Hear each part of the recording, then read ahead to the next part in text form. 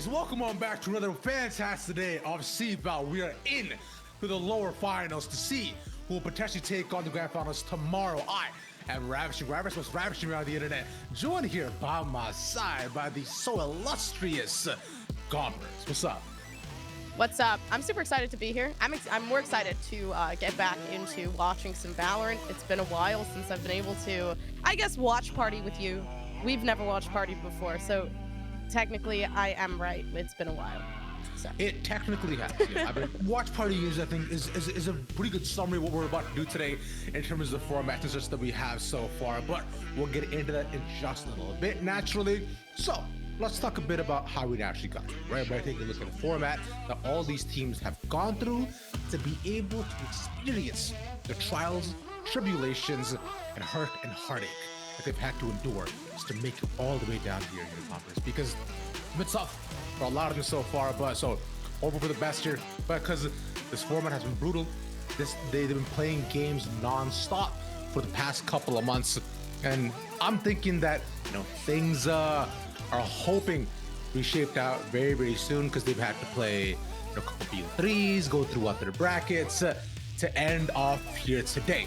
Yeah, it's been fun so far. No, it has been, and I'm excited because we also, like you said, we kind of do get to see and experience live just the gameplay as well, to see who gets to move up to that, I believe, grand final spot for tomorrow. So that's definitely something that to look forward to as well. That's 100% correct, right? Because like you're saying, grand finals tomorrow, guarantees them not only a chance to, of course, represent their school, and for some of them face their own schools, in fact, but also a chance to also potentially qualify for the LAN near the end of the year as well, which playing on LAN on its own is just that much more fun. But there's one more thing they're also competing for, right? That's the prize pool. They're competing for a ton of money to be able to walk through and play for, in fact. So let's take a look at how much they're playing for, and that's a lot of dollars there, Gobbers. Dude, first place taking in 3,000. I believe that's within scholarship money too. So then second taking up that 2,000, third taking up 1,500. So you got a pretty good amount here. I believe that's rounded up to like 6,500. I can't believe I did the math correctly. Ooh, yo, look, quick maths. Somebody went to school. All quick right. maths. No big deal. Man, you're kind of crazy with that. I want to say I'm impressed so far that you're out here as my coach here doing your thing. I know I'm in good hands beside you. That's what's up right there. All right. But moving on forward, let's see which teams will be taking home this potential prize pool, right? As we move on forward, let's take a quick look at the teams from the East that we'll be seeing throughout this entire day so far. As for the East, the first team that we have coming in, one familiar to almost everybody in Tier 2, is Winthrop University. This team just made it to challenges recently as well, and they got a pretty solid lineup, of course, of Nashi, Infiltrator, Gucci, Moves, and Jerk. They're pretty good. Yeah, some of these guys of which I've had the pleasure of meeting in person as well, but, kind of moving forward to that Fisher College Falcons with, I don't know how to say that, Yine, Tim, yeah. Nanners, Blast, and Zerona. Yeah, easy enough. I think so. So I just love that his name is also his TTV, Yine. So, hey, if you're watching the stream, go drop him a follow on Twitch. I'm sure you'll appreciate that for sure. But of course, we do have all four regions competing today. Let's take a look at the north side as well, as that's firstly my favorite region. It's around where I'm from, in fact. So I'm a fan. Of course, representing North, the Kings of North, and they have been for quite some time. Yep. Northfield University with Dip, Benji, Ali, Darkest, and Boat. Along with Ferbsa on their side, I believe he graduated. So they've been incredible, like for many years. That was dominating team with the North. They in fact won the Rebel Campus Clutch not too long ago. And similar to you, I've had the pleasure of beating these kids a couple of times. They're good kids, but their opponents are no slacks here at conference. You're gonna be able to see Mizzou. I made a joke before, and I'm gonna say it again. They never miss. And so, rightfully so. You got W Panda, it's in the name. Conch, Alex, it is not Zila, Ponder, and Piggy. So, within this team, definitely looking at some competition there for Northwood. Big fan of that. I almost like ponder because it sounds like Sonder, who Oh, is yeah. also competing in Game Change as well too. And fun fact, did you know that Sonder is from Toronto and she's very nice. I'm So- not from Toronto. No, you're not, but I am. Let me give you my entire address, in fact. But before I do that, let's look at the South, and that's the which teams are competing in their lower finals. As we've got LG Orange with Peppa Pig, love that cartoon, Kimchi, Super Darks, Mateo, and Papaya. Another great fruit to add to the roster. LG Orange representing, and Papaya is also orange too. Did you know that, Goppers? It's not just papaya either. It's one papaya. So, It's just one, so that means that both of us can't have it. nah, it's because they are the one. There's only one papaya left. They are them. Okay, They're I'm him. really happy for them. But in terms of the opponents, though, let's see what they'll do when they face the sole papaya left in the world. It's UST, Gobbers. Yeah, we got Core Sonics, Glyph, Seikyu, Nate. Sorry, it just sounds like a cute name. And then X How is the lineup that we got for UST Esports down in the South. So looking honestly, that every team here is looking pretty goated. Indeed, goated with the sauce, you might even say. What sauce? I don't know yet. But let's take a look at the West finally to really round out the sauce that we got across the board. West side, a bit more the unknown regions, the regions that unfortunately do fall short a lot. But we're seeing to hope them shape up today with SFU Pink Slay, with Kane, Kaho, Glow, Stew, and Slayer. He does it with great names. By the way, guys, we should know these are not the competitions that are playing. These are just their favorite agents according to the teams that submitted them. So that's you should know. But their opponents though are who, Goppers? Who are we looking at right now? Looking at the demigods, Melvin, Chrome, as in Google, Wick, Frost, and T-Salad, as in Caesar. What can I say? Yeah, it's a. You're right. I do enjoy playing word association. Right. In fact, look, we got Frost like Jack Frost, like Winter, right? Oh yeah. And even like Wick, like the candle. Yeah, Frostbite, because he don't play. Ooh, because he's cold with it. Yeah. Or Bite back. Sorry. that's okay. All right, that's weird. But but let's look at our standings for all of these teams and all four of these regions as we come up to here today. Remember, homies, this is a best of five both today and tomorrow, or all the best of five. So whoever makes it through here today for the standings will be going on to face the other team tomorrow for the upper finals. Yeah. A chance at redemption, a chance at money, and a chance to do so much more here, Compass. Yeah, there's a lot, but obviously we're kind of looking at the standings of who versus who.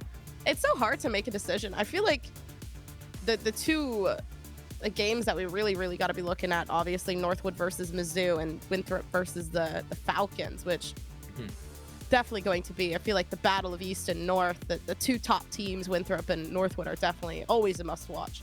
True. The historically within CVAL for the past couple of years, right, the north side and the east side have been the strongest regions. Just in general, both north and east have made it all the way towards the near end of even the international competitions. Whoever wins this will go on to face St. Clair as well, not too long after that, which I think is really cool. So St. Clair is hometown country, hometown college for me up in Canada. Let's go. Happy for them. But we'll naturally have to see as things go on throughout the day. As it stands though, what you should know is that throughout the day, here's what we'll be doing. Here on the mainstream, we'll be looking collectively at the streams one by one, getting the major clips and highlights and going through them with you. We're talking through them. We'll be reacting to them same time you are. But do know that we have all four regional streams going on at the exact same time, casted, individually. So you can go ahead, support your individual teams there, watch the teams there, or watch the teams one. Or if you want a good amalgamation, you can vibe with us. Be good all the time, right? I think I'll look at you too. I think it'll be a pretty good time, to be honest with you. I think we're pretty entertaining when it comes to watch party vibes. We're also super inteligente. Sorry, I slandered that. Inteligente. Is that intelligent in Spanish? Yeah, I think. Ooh.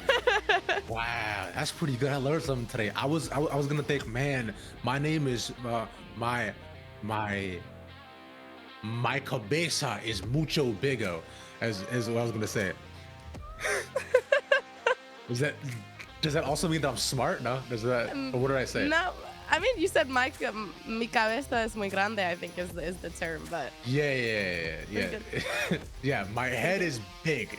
So, which I think is, in general, what's correct. But as we have an East clip already going on, let's go look at the East real quick. Finding so much success for the Fisher Falcons. Not an easy thing to do. Now we go into our buy round for the Fisher Falcons. Looking at Spectres across the board, except for Zerona, who decides that a Bulldog want to abuse the range that they have.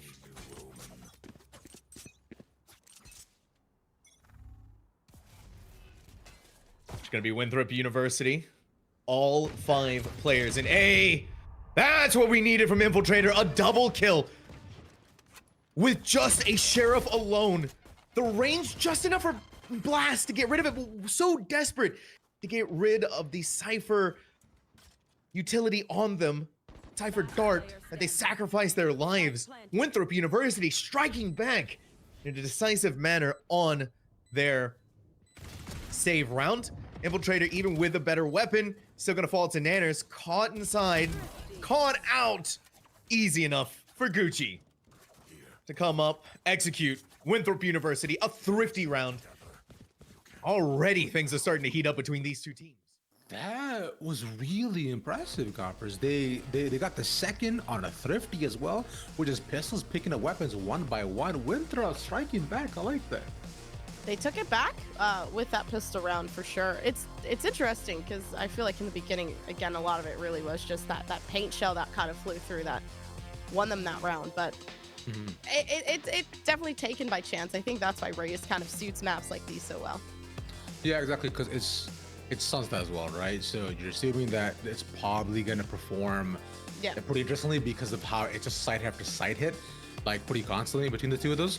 But I am wondering too, because look, now with this should be able to balance between like the as the games that have been going on, because we have this and we also have the south side going on at the same time. Both north and west have yet to continue forward, so we'll be taking a look at those as the games are happening and once they get into shape. But you know, we are at least into game one, and I would expect nothing less from Winthrop, considering just how good they are. No, I agree. I think Winthrop, they definitely know how to handle themselves, especially under very, very tense moments. I think last year, actually, they were at that grand finals as well for CVAL, kind of battling it out to take that first place spot. But yeah, they have been together for quite some time. Obviously, main players on that being Nasi and I do believe it's starts with an M. Movie or Moves movie. I know. I literally Moves is gonna hate me if he watches this because I literally had a conversation with him in LA. But if you're watching this, I'm so sorry. Well, if he is watching this, Dean, what are you doing? To watch the game, to play. No, for real. Actually, but let's take a look at the South as well, as I believe we have their first couple of clips of their first rounds going on. Let's see what they're doing over on the South side. Let's do it.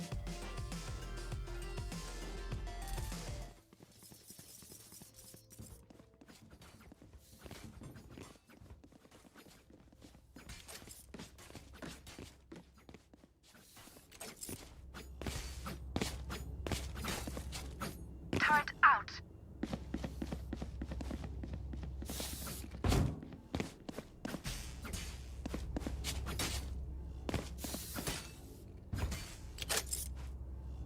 UST and LG Orange here on Icebox for the first map of this best of 5 series to see who goes on tomorrow. Face Texas A&M Maroon, who of which has beaten both of these teams up to this point. And from the very get-go here in the pistol round, it looks like an A-sided take from the slow prowl Lennon forward They'll work their way up from Belt, pursuing in through the Harbor utility, which is an interesting choice for your agent selection here. Very different for both sides. Very different from what you'd see on a map like Ascent, where it's going to be the exact same mirror competition. That's why it's really nice to see a map like Icebox step up into the plate. Quick use of the flash there. Blind goes forward. Not good enough to keep yourself alive, though. Papaya gets the first blood off towards Nate, forcing Corsonics to get the refrag back. Knows that plant is going down and can hit the wall bang through to Peppa Pig. And still holds the dominant position from the opposing side of this ice wall. Not placed far enough if you're on the attacking side to cut off those sight lines. You're going to struggle to recollect that spike and get into a solid position. 2v2 in the post plant. Supercast gets their one before falling an elbow from Chowie. Chowie knows where Papaya is, but almost still costs them that pistol round. But it comes down to a clutch up for the 1v1 of the defense.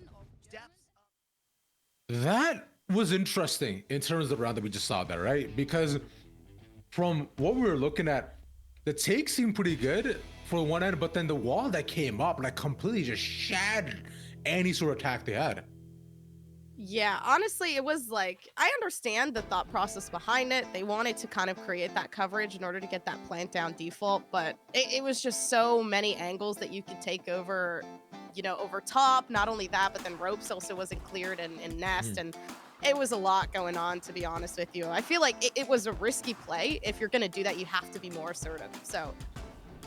Yeah, made it tough because I understand that you try to put up the wall to just like create a gap for you to just cover, but the biggest issue that became is that when you're looking at, you know, past Nest, like right under, right under backside, it's you leave open that small crack which allowed the spike to not be planted, which I find there's a big mistake. So then you're just in pretty much a do-or-die situation where you're down 2 people and then thinking, all right, now what do I do?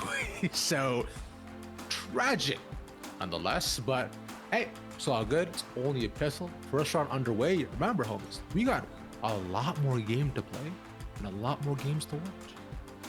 A lot more games to watch. I believe we have like a best of 5 today. Yes, all of them are best of 5s, in fact. Every Yes. single game is a best of 5. Every single game is a best of 5. They're all happening consecutively as well, so it's not like we're going best of 5 after best of 5 now. So yeah, that's correct. As we'll take a look at the South here once again to see what went on after that pistol and what we can expect with more of these games going on as well. So, because I believe it was just in fact shown to us. So let's see what's going on in the South here. Coppers. They're back. Only a Vandal and a Bulldog survive through, and you're heading into round 3 where do you buy up something to match? Do you feel the pressure to have to meet and match with the rest of your team that have those rifles, or do you just sit back a little bit on your haunches and say round 3 is an expected loss? We're gonna play like that in the first place, and I think they'll go for the latter choice here. 2 Sheriffs, a Ghost on top, pick up some armor to survive a couple of those rifle shots and really play for information for those 2 players that still have those rifles at the end of the round. They'll slow play in. It is Nate working in from tube. It's not working in from tube window, which has been opened up since the rework here on Icebox. Instead, was just playing deep within blue and trying to get that tube play up going for him. Defensively, they give it up the majority of that A site, which LG Orange have decided to now strike 2 rounds in a row, and it does not seem like they're going to stop anytime soon, as they're all the way up past Nest, ready to extend around pipes and in through elbow. They'll go up towards default, more specifically, ready to place that ice wall. Spike is in their hand, and Supercast has a really dominant angle from above to try to keep them at bay as the harbor wall distracts and the sightlines get even more narrow as Chowie has to start firing, blind firing through the toxic screen, not yet good enough, and a Vandal has been dropped, and they know it. LG Orange have to extend to keep this rifle out of play for Glyph, but couldn't do it fast enough, and they'll manage to grab it. But it may be too little too late. It's a 2v4. 3 players are damaged. The spike is yet to go down until just now from Peppa Pig. The time constraints will now be forced in the lap of the 1 remaining player of Glyph on UST, as they'll go for their 1v1 onto Kimchi. Good for it. Still 3 players left to contend against. 1 falling back a little bit further, maybe in towards the east side of Nest, and 2 holding just past the initial skylights. They'll drop out of rafters, spotting Supercast off in the distance, but Peppa Pig managing to go up to the high ground. Great shot to clear out the recon bolts. Supercast's shoulder will be spotted, but Cliff couldn't get the secondary swing back into the action and will feed the beast the deadlock back in to a 3K in this round. And an ultimate. Hey, okay, all right. We just saw how the pistol round shaped out. UST, unfortunately, loses the gun round. Gompers, what do you think? It's looking better, honestly. They did go for a repetitive take on A, but I feel like they've learned from their lessons before. Better holds on choke points and stuff like that. So I think it was definitely a huge improvement from the last round. Yeah, it's pretty nice too. And from what you're looking at, it seemed like in terms of retake, like UC knew there could have been kind of a foregone almost result, but their take in general I thought was pretty messy because you're walking one by one, Killjoy's on an open angle up top, and I feel like at a certain point you gotta think, okay, we gotta fight this, but then you're also solo fighting against 4 people. I was also, what I did like though was that Harbor was like, yo, there's too many, put up the cove to get out, and then went back and repeat, and it barely got out again. But then you're like, you're thinking, you know, it's all good, because at the end of the day, that's the other team's bonus. I believe they got 1 gun out of their hands, so it is something, and we'll see what the results of that do end up shaping out as we go on throughout the day. Still, a lot of time, a lot of game to play. Yeah, we're gonna be able to see too that I like is obviously the constant changing of pace and just adaptation in the game. So right now it is the early round, so not really expecting too much from that, especially since there's so much to kind of go for. But I think both teams, honestly, on both, I believe we just watched probably North and South, I believe. No. Yeah. We believe we just watched South and East. South and East, that's right. I believe North had just started as well, and West is yet to start. Yes. I believe they're still having just some technical stuff just going on between the players and things. So hopefully we can get the game underway, because you know it's a BO5. It's gonna be a long day for everyone here. Just to ensure that, because remember, after this, whoever wins has to do another BO5 tomorrow as well. Yeah. And you and I are also going to be here tomorrow as well, watching these teams, watching these games. Aren't you excited? I'm so excited. What? Watching another best of 5 with you, Rav. Definitely the way that I wanted to spend my Sunday. I agree, but today is Saturday, Compers. I don't know if you know that, but hey, welcome to the world. It's fine. I don't know. I think it should be fun overall, man. Yeah. Now, out of all the teams that we saw, which team do you think has the most fun name? Oh, no, we have a clip from the East. Let's click to that.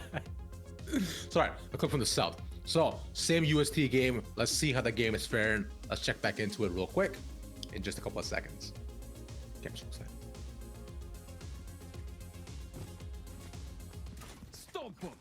Winthrop University stringing together rounds in a row, feeling like an indomitable force, and they may even be able to pull off another one. The Fisher Falcons forced to save again. And they are struggling to figure out the solution against this Winthrop University attack. And it has just felt so dominant ever since the 4th round they won. Close them down. They know that they're starting to come up on the flank, on the approach. But it was put really far back, and this gives Winthrop the chance to go in. Infiltrator, you are insane. You are a madman. The madman wins out. The crazy plays like this, and again, the ability to be able to abuse the economy of the Fisher Falcons. The side, Tim had to have just started blasting. Back and forth, Jerk had the opportunity there, but Tim held the nerves of steel. Oh, and as the smoke dissipates, Infiltrator's gonna take their life. Things looking very dire for Winthrop University. The spike is still planted, and they know they're hiding out in that corner. This is gonna force them to rotate over to there. Tim! It was so close! Tim almost did it for Moobs. He almost did it for Fisher Falcons, but Moobs saves the day. It was right there. Both 4Ks on both sides, but Moves barely clutching it out. But Fisher do solo play from the Viper. Dude, it's moves pops off when needed, and I think that was actually something they I remember, I forgot who it was that said it was the old roster of this team that talked about how moves just like clutches when you really, really need him to. And I think that's obviously kind of a great example as to what just happened.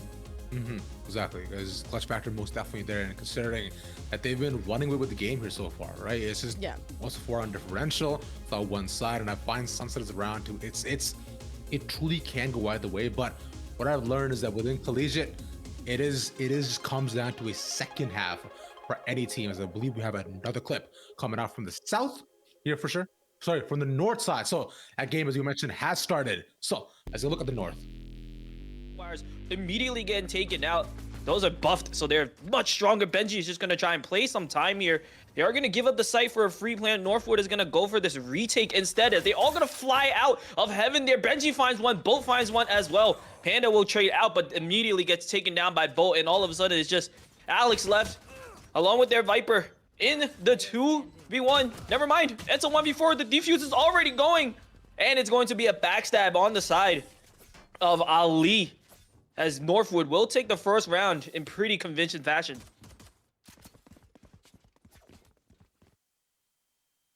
I mean, it's Northwood. there's little to say about that, dude. There's just like aggressive pistol, 4-stack of sight. You take them out one by one, pew pew, easy does it. It was first round. And honestly, it was the post plant hold that they had was pretty good. You just have all the homies like propped up, waiting for somebody to peek the angle. It just tends to work out. Yeah, you're right. I mean, would your homies do that for you? You think your homies got you a bag like that? Nah, but I got my own back like that. Whoa, that's I'm just like that. crazy. Yo, so there's 2 of you. You're telling me? In the lobbies, yeah. Me and my twin, we wreck it up in there. What's the name of your twin? The name of my twin is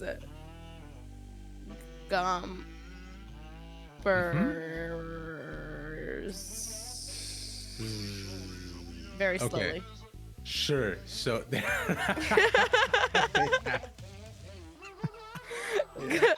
couldn't come up with another creative name. Like you couldn't say your name backwards. You couldn't say your actual name. Or how do I say that? Sramkamp, like Sramong.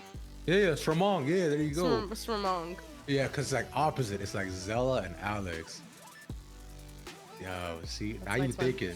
Yeah, 2's up. Let's go. If you see Gompers and Sramong in the lobby, just run. Yeah, just bear in mind, bro. It's you're basically loud on the server. It's nasty. Here, if you can be part of any VCT team, who would you want to be within? Sentinels. Why Shen? I don't know. It just seems like either that or Fnatic. It just seems like a fun time. Is it because the people mainly? If so, then who? Definitely because of the people. I think Yeah. for Fnatic it's Boaster. Yeah. And for Sentinels, I feel like Tans would be pretty fun to be around. Is it? Tam seems like a really like calm, laid back guy. I don't know. Yeah, but he's like, I don't know. It just seems like, nice conversation. Like, Sure. Yeah. and the social media team's really funny, so I feel like I get along pretty great with them. Yeah. Like, Is it because you think you're funny or? Oh no, for sure. Not at the moment. Not at the moment. Maybe later. But I Maybe think later. I definitely. I feel like. What about you? Who would you vibe with? Dude. It's so I similar to you.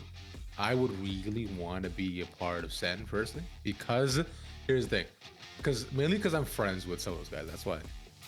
Like for example, like I've known like Kaplan back when he was on Ghost. I remember meeting Drew when he was still working for EU United in R6, right? Zach I've known since back when he was playing for Phoenix One, right? And even Exit. So like it's and Justice I met recently, to be fair. But it's just I know a lot of these guys. They're homies of mine. John even too. I knew back when Ghost. I remember in fact, we both casted it when they were there for Ghost for the NSG land. In fact, remember? We might have actually, yeah. Yeah. We met them all there. They were all there. It was great. That is But crazy. exactly, dude. But that's the thing too. Like John is just also just like really just quiet, laid back guy. Cap is secretly a troll. People don't know that yet, but Kaplan is secretly really funny. He just hasn't been able to show enough of it. And Drew's the chills as we have a clip from the West. The West games have begun. Let's see what's going on the West side, shall we, Diaz?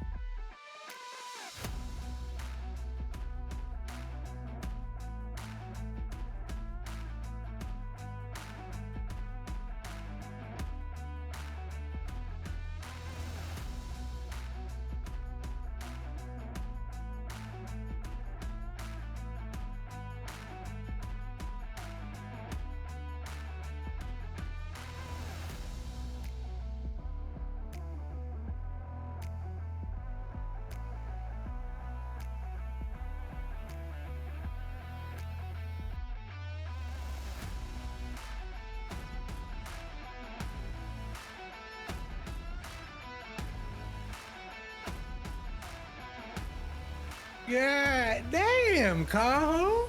That was kind of crazy. He popped off. He popped off. I feel like that's the gist of the story. Kyle kind of popped off there. Mm-hmm. Yeah, he was kind of nasty with it. He was taking unprecedented peaks on Breeze with his Shen and a cool skin as well too. So it's just it was some pretty sick shots and did it pretty much by himself as well. So brought back the round from the brink. If that's exactly what you want from your Jet player. And we said before, the West, you know, sometimes doesn't look at the tippity top of the scale, but Yeah. this time was a time that things change. Yeah. I think, and not I think, but definitely, again, it's just moments like those where somebody pops off. But I want to ask you, Rav. You've been asking me a couple questions so far. Yeah, ask us questions, yeah. If you were to be on one of the collegiate teams here today, Mm-hmm. which team would you want to be on? Well, the team in the tournament I would be on St. Clair because they're still here, and I still know, like I know their program directors, I know a bunch of the players, they're cool. If not them, then I would choose Northwood because all their players are trolls. Like these guys just hop in the server. They're like, yo, let's just beat this team. What do you mean? Let's get it. Honestly, that's a pretty valid take. Just go in, ego everyone, and then leave at the end of the day. Exactly. Yeah, this is it should be, I think it'd be fun, right? And I'm personally a big vibes guy. I think you're also a big vibes girly. So that's exactly what I'm looking for, right? Which is why I was saying Sentinel too, because it's all vibes. But if not Sen, then I think I would go for Navi. Navi? Because I like Artist and Angel. You know, all those guys are good vibes in general, and also their coach Dean Bros is really cool. And I think I like a lot of the players. They're all very smart, so Yeah. I do that. So you know, dope. Okay, I give it to you. I mostly picked my teams for the memes of it, but yeah, you have valid taste on your end. Yeah, thank you. But you know, it's all good. You just want clout. I get it. You're just yeah. Follow Dopper's on Twitter, by the way. She definitely needs it. But anyways, we have another I clip. love clout. Yeah, we have a clip for the South as well to look back on their game and what's going on out there. Let's take a little looky-loo for what's happening in the South. I don't like that I said that. Just let's go South side. Let's see what we got going on. Let's see it. South in front of us. Going on with the clip. Ready.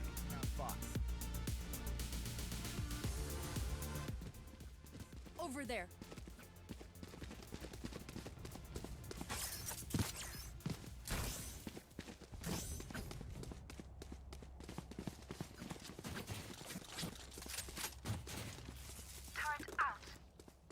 Outlaw, no longer on the board for Supercast. They want to play operator. They want the boomstick on the attacking side of Icebox.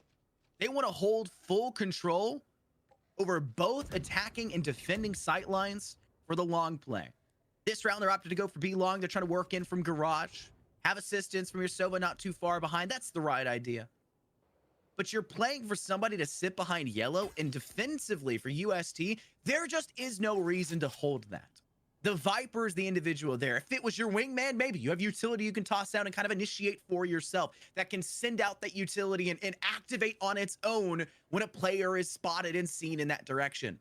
Otherwise, your Viper has no reason to do so.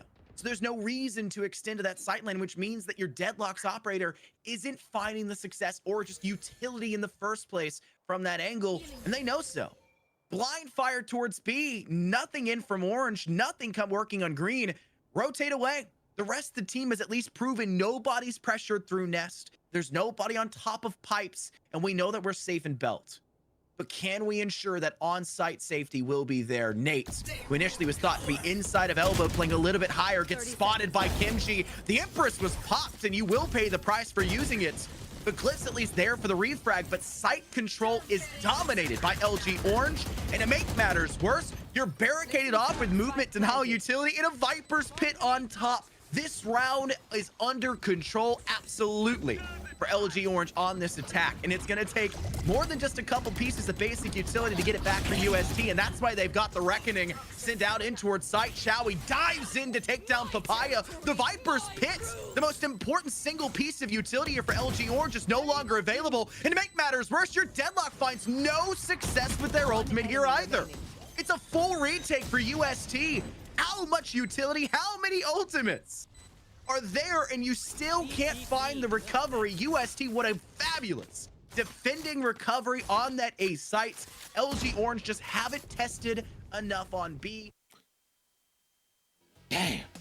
Okay, another really cool play here, and I'm liking Icebox more and more by the minute, I gotta say. No, I have to. I mean, I was an Icebox fanatic from like the start, to be completely honest with you.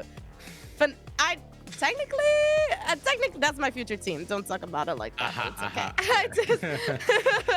But I've been an Icebox fanatic from the start. I know a lot of people tend to dislike this map, but I think it like challenges you a lot more with all the heights and, you know, different angles and stuff like that. So, skill diff. Sorry.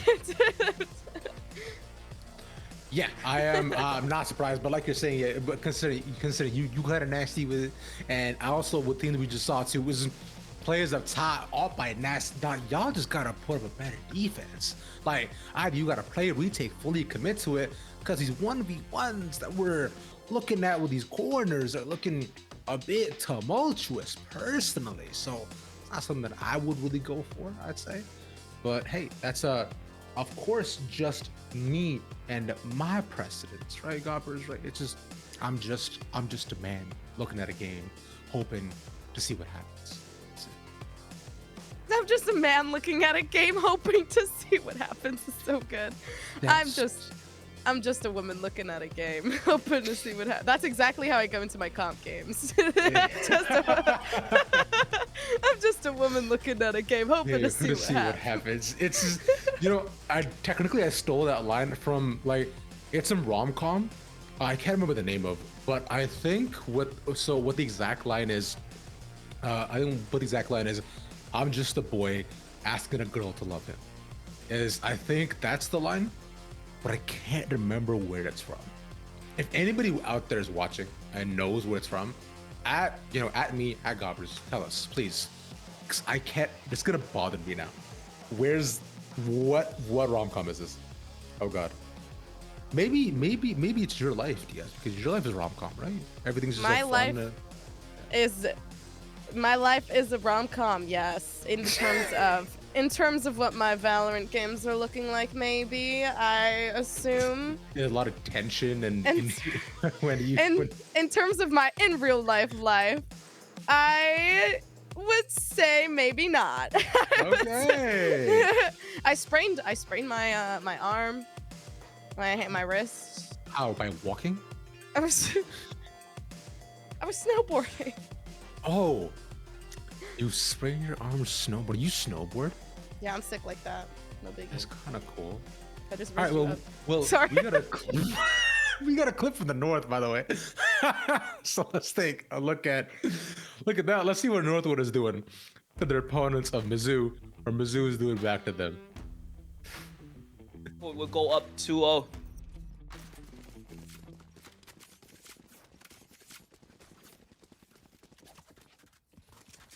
See now, full buy is gonna come out from the side of Mizzou. They need to win this, but this is still split. It is a pretty defensive-sided map, and with the weaponry that we see Northwood had, they can convert this bonus.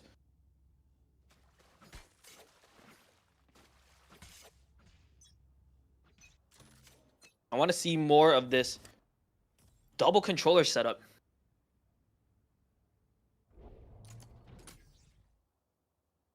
So far, they're opting to play their time, trying to see if Northwood gets aggressive or not. See now, Northwood also being very patient. They are going to slowly push up ramps, try to get some space for Bolt here. Welcome back. That was not much of a round though, but you know what I saw? What I saw was camaraderie. I saw friendship. And I saw Diaz, just putting all the moves on me. Cause she was out here being like, I snowboard, I'm shit like that. I snowboard on Icebox a couple times. No biggie though. That's crazy, bro. So, yo, you think maybe I could probably, ski on down to your base sometime? How about I meet you at spawn? Yeah. Maybe could I take ropes to your bedroom? Icebox Riz is crazy. I could give us some privacy and maybe, I don't know, sage wall or something. Yo, that's crazy. I could put up my cove right here. Maybe a little bit of Viper's Pit. I don't know. Whoa, enter my domain. Hey, I didn't see you tonight, and I ended up missing you, so I just recon darted your bedroom. I hope you. That's so creepy.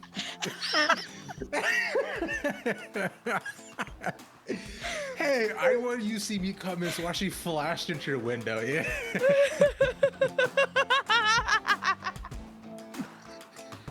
Oh my god. It's insane. As we have a clip from the West, let's see how they take our hearts. West, take it away. See what you got. West side. Demigods on attack have managed to come out on top. Clean picks here. And SFU Pink, they have lost that. I don't assume that they're going to be forcing up. They're going to probably go for a full save right now. A full save with all of these rounds under their belt, more than smart. I mean, you're just going to have to give a little bit to take a lot. And they are a team that has the ability to really just turn this around.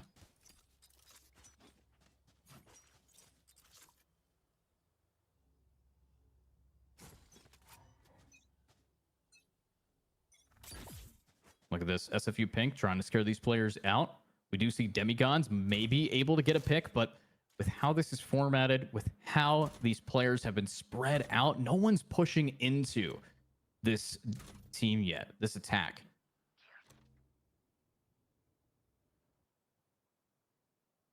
The entirety of the default that we're seeing from SFU Pink is to just take it slow, is to just wait out some entry.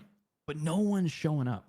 So once it hits a minute on the clock, you're going to see that antsiness come through. Now Kahu is getting ready to get aggressive. Now Kahu might be able to find one, but no, the body shot does not land. And they are going to be tagged. And that tag in a horrible position against mid, who's able to just wall bang and take him out completely.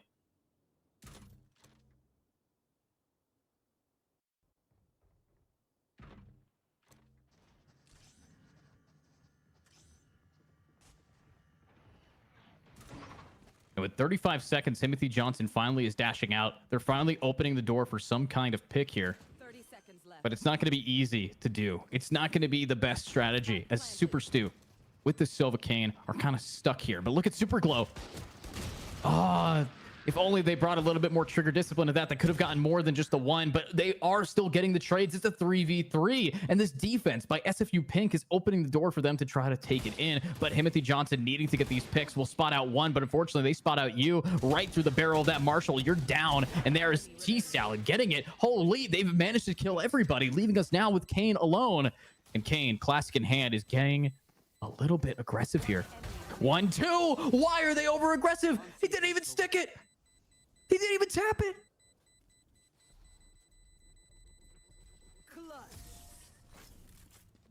That's going to be felt by demigods for the next few rounds. A pistol for the clutch in the corner. You could say that Kane was able to bring it home for his team. Oh yeah. Get it? They Get it? Because Kane and Abel. Kane and what? You mean like the food? No, what? No, not Cane's. You're so hungry, bro. No. You're so hungry, bro, like I'm a dog. Yeah. So Cain and Abel are from the Bible. They were like brothers, and I don't know what happened after that. That's all I know about the story. Did Abel happen to be raising Cain? No, Avo was not raising Kane. That was a good game. Good game for SFU. Okay, all right, we got it. Taking things 10. Taking things up to 10. Man. Exactly. You know what? Fantastic leads that we're seeing so far for both these teams, right? Yeah. But in general, is what I would like that I've seen so far though is that the clutch factors are coming in through a lot of these teams, right? We've seen just like close round by rounds, and I find it makes it for exciting matches. Which, by the way, if you do want to watch any of these matches going on, all of the streams are happening consecutively. You can watch all of them at the exact same time. Going on, which I believe through exclamation mark streams and such. So, and you can make sure to follow your favorite teams as to what they're doing. But aside from that, of course, now what we want to do as well is we want to show you a couple more clips at the same time, because I know you're seeing our faces a bit too much. You're tired of hearing Gompers talk about raising canes and Texas toast, and as am I. I'm not tired of it. Look, bro, I had canes in Philly when I was there. It's supremely mid. Like, it's fine. Did you douse it in the sauce? Yeah, but then at the point, it's not even like chicken or toast anymore. It's just sauce. That's the point. Yeah, you're not paying for no chicken. You're paying for that saucy experience. Dude, it's also just Thousand Island dressing. That's all it is, man. Thousand Island dressing. Is that the sauce that they use? Yeah, it's also pretty much the Big Mac sauces too. Fun fact. That is actually great to know, and you will probably not be hearing from me in the next 10 business days. You're gonna drown yourself in. I am the chicken tender. It's gonna be like those like Grimace Shake videos, right? The Raising Cane sauce. Yeah, but let's take a look at the 3 clips from all the different regions. Let's start it. If they do take kills, they're not gonna hurt the economy of Northwood that much.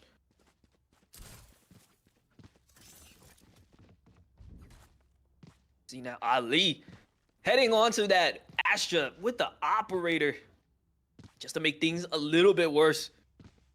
Nope, now it's just a tease buy. Back to the Phantom we go. Now there's a light buy coming out from the side of Ms. Yu. You would think that they would want to hit fast, but I think at this point, Northwood is ready for any sort of aggressive push here. Look at this. They're going to push out themselves. Darkest with the fall line. Boat with the kill. Beautiful assist there. And this is going to force Mizu to speed up just a little bit on that B side. But look how patient the players are. And this is going to be a sandwich off the rolling thunder. They're investing that on this anti-eagle round. Darkest finds one. Dip also finds another. Darkest finds a second. And that is a flawless wipe. That's exactly what you would expect on that eco round. And now some of you might think, might be a waste to utilize.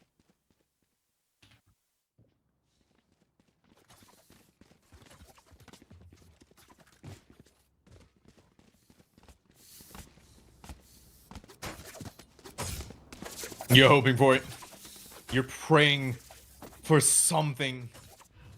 If you're Fisher Falcons. A ray of sunlight and the dark clouds gathering above your head that Winthrop University has overcast on top of you. Gucci shuts the doors down and Market Infiltrator shuts down the door on A main from the lurking Viper. The rest of the Fisher Falcons on B main. But they can't go this way. Why? Because Cypher is there. They cannot fight this out. The trips are going to make it so difficult for them to get in. And now it just continues to go into disaster after disaster. Nanners, that has been the ringer for the Fisher Falcons, is gone. Oh, up comes the paranoia. They opened the door because they knew they were on the other side. A showstopper living up to its name. And you know, out of desperation, a Hunter's Fury. But the Hunter's Fury has been quelled. Winthrop University taking map number 1. 13-3. They were able to get a few picks, but Himothy cannot afford a buy. They're going to try their best to maybe get onto the picks, but they're taking it slow. And what a shot, the Outlaw! is a gun that should be outlawed with a pick like that from Kaho, just doming this poor Sova. We're seeing them now move up. We're seeing a little bit more. Kane gets the pick right onto Matt. Slayer grabs Timothy Johnson. And there's only one remaining. The bomb is down. Wick has to manage to pick up this bomb, but you're spotted. And it's over. Map number 1 has been conceded over to SFU Pink. Demigods down 1. Incredible stuff so far. We saw the ending of 2 of those games right there too. So we saw both the west side and of course north side finish, and the east side as well too. So Northwood taking a very dominant lead, of course, them. And now the other end, we also had Winthrop with a 12-3 dub. And on the end, SFU as well up against Demigods. That game also finishing up.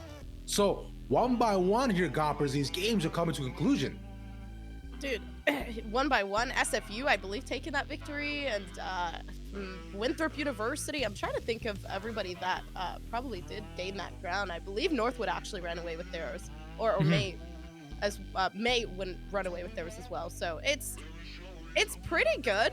I really enjoy the fact that obviously kind of like switching between the games for those of you watching.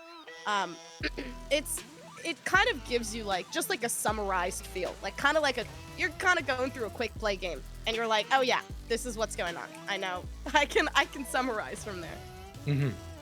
Exactly, and that's been going on throughout this most these days, right? So with East also finishing up too.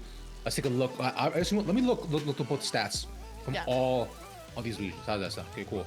While I do that, and while I get what's going on here, just so we get a good comprehensive look at all 4 regions, you say whatever you want to, and you give me 10 seconds. How's that sound? Cool? Okay, ready? Okay, ready, and go. Start. I say whatever I want to. Yes. You go on, and you tell me, what are your thoughts? How you feeling? Are you doing okay? I think I like watching. SFU's been doing pretty good. I think I'm watching like snippets of obviously like the clips popping up, and I get to see these highlighted moments of the MVPs and the players and stuff like that. So that it also ingrains like in my mind people who definitely are working their butt off, honestly, to try to get that victory. But more so as Rav picks this up. I'm gonna be dropping it down. Ooh, pick it up, drop it down. Dude, that's crazy. Ooh, no, that was like a. Ooh, I want to see what nice. T Salad is doing. I love that name. Caesar Salad, right? The absolute salad. goat out here. I do too. As I believe we're getting word that we have 3 more clips going on for the rest of the games that are remaining. So hey, homies, hope we're having a good time. For y'all, as you just saw with the games right there, it's been close and also not so far. Winthrop, by the way, 13-3 against Fisher. So as you mentioned before, a ridiculous half that we've been seeing so far. And if they win this game, they are going to go on to face the main Fisher College team tomorrow in another BO5, and what a time that would be. But let's see what's up. Converted.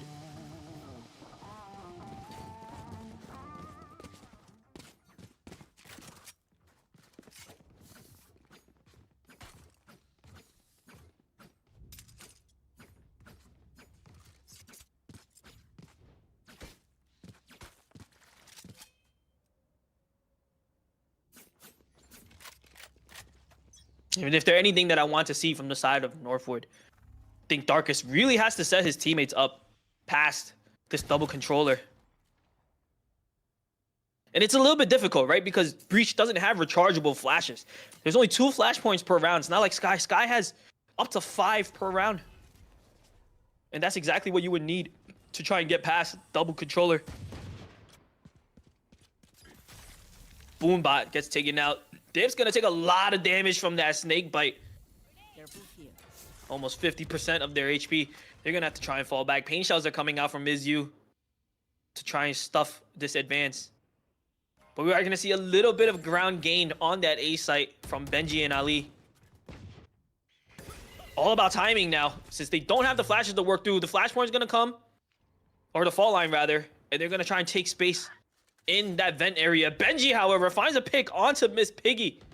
This is gonna cause rotations, but Ponder ain't too much to think about. We'll find 2. Ali finds 1 to even up the numbers, and now they should have control of the A site, but they don't have control of the spike. Ponder finds another one. Paragon finds 1 off the map as well, and it's just Benji now trying to move back over on to the spike, and Ponder finds 4 on the round.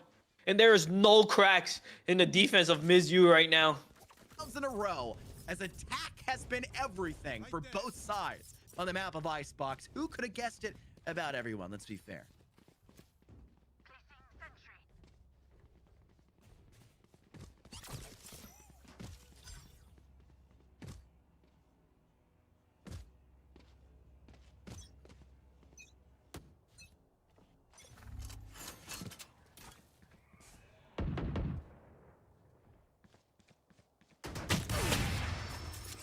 Uncharacteristic miss once again from Supercast.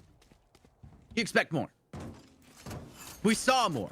Can't say we expect more. We saw so much more in the first half. So seeing Supercast miss is very unfortunate. One player spotted back behind box inside of A main. Supercast wants it, but did not expect Seikyu to have rotated behind the corner side of Nest. They'll put a nice wall down to try to get that resurrection back in return. Will the weapon be there for Supercast? And in fact, will be. Seikyu will just have to give up the idea that they get the kill, and they kind of have to deal with the aftermath of that. This A site may be too tough for them to swallow, too big of a pill.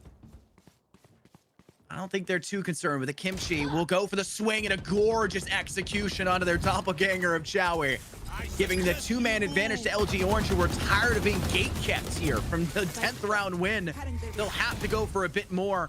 Big utility burn out from LG Orange to try to gatekeep UST from sight. Eventually, Nate will get a nice blood. We'll have to try to pivot away from it, but Supercast is there, low HP nonetheless. Nate has to get the kill to Peppa. Can overheal now and even pops the Empress. A 3v2, but Kimchi up in rafters goes unspotted, and Mr. Nate, aka the Reyna, tearing through the competition. Another one off the board, and it's a possible ace scenario for Nate. 5 seconds left in the red. Gets the shot, and Nate knocks down all 5. The spike will go down on top of it. A gorgeous round for UST to recover from. An 11th to keep again LG Orange out. Always welcome on back.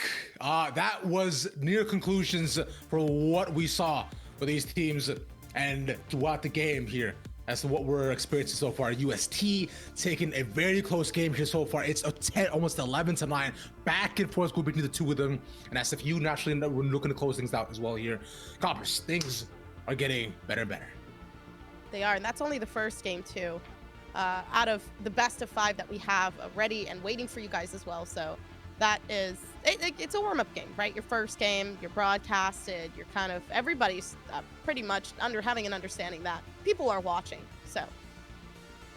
Yeah, exactly that. And I think that's been the main sort of sentiment for a lot of these teams, right? As we've seen hopping between all three of these games from the first kit that we saw to clutch factors have been evident, but I think one factor we're talking about too is the second half.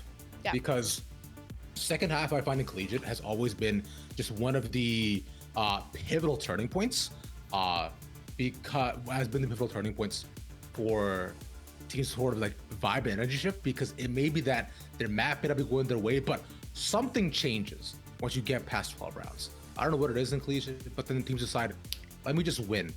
But here with a lot of these teams that have won early, you know, looking at this 12-5s and 12-6s, especially teams like Winthrop, they didn't even leave a chance. They walked away 12-3. Teams like Northwood too, making it quite close to themselves. So I'm thinking some of these games may finish faster than others, but that's to be expected.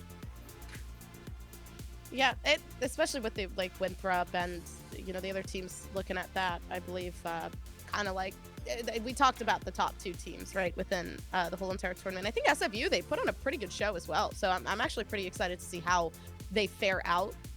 Continuing on throughout the whole entire tournament, but the bracket looking good so far for that first game.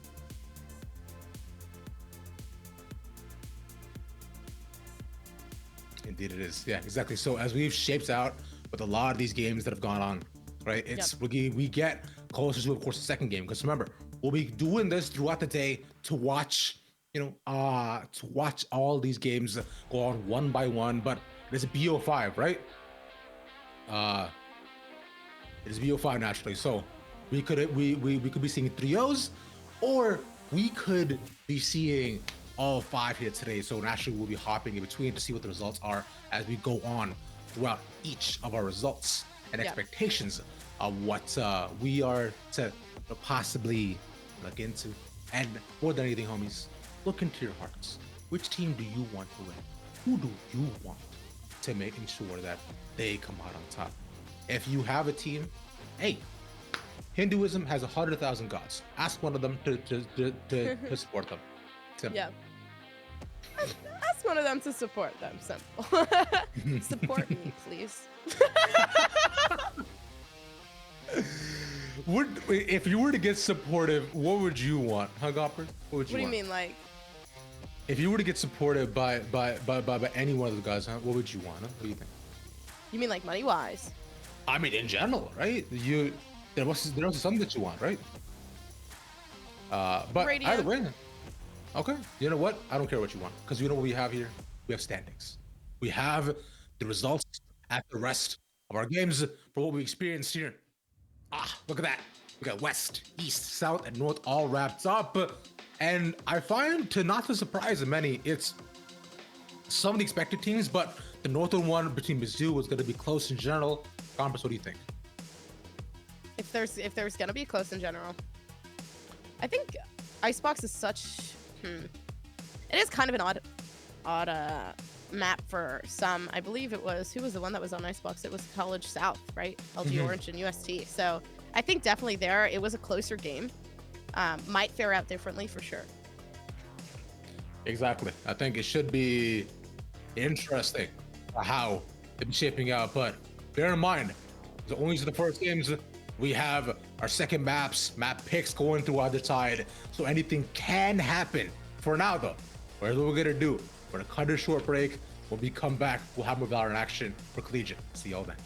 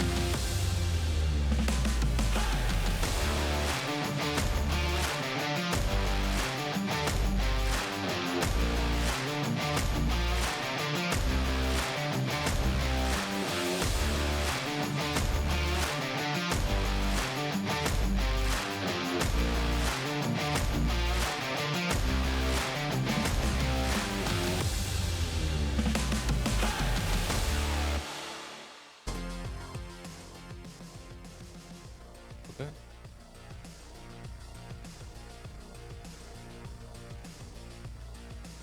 All right. So since, hey, hi, how you doing, homies? We're looking to. Okay. Sorry. So.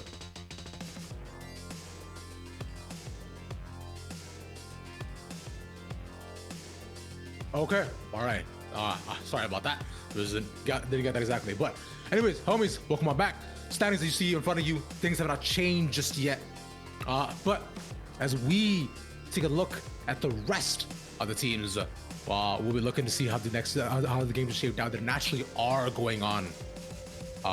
For as we look at the clips and such as we go on throughout the day, as you mentioned before. Hey, how you doing? I'm Ravish. Should be a lot of fun. So I believe you'll get me for the most part today, just so we can continue to vibe out, talk to one another, get to know one another really intimately, I'd say.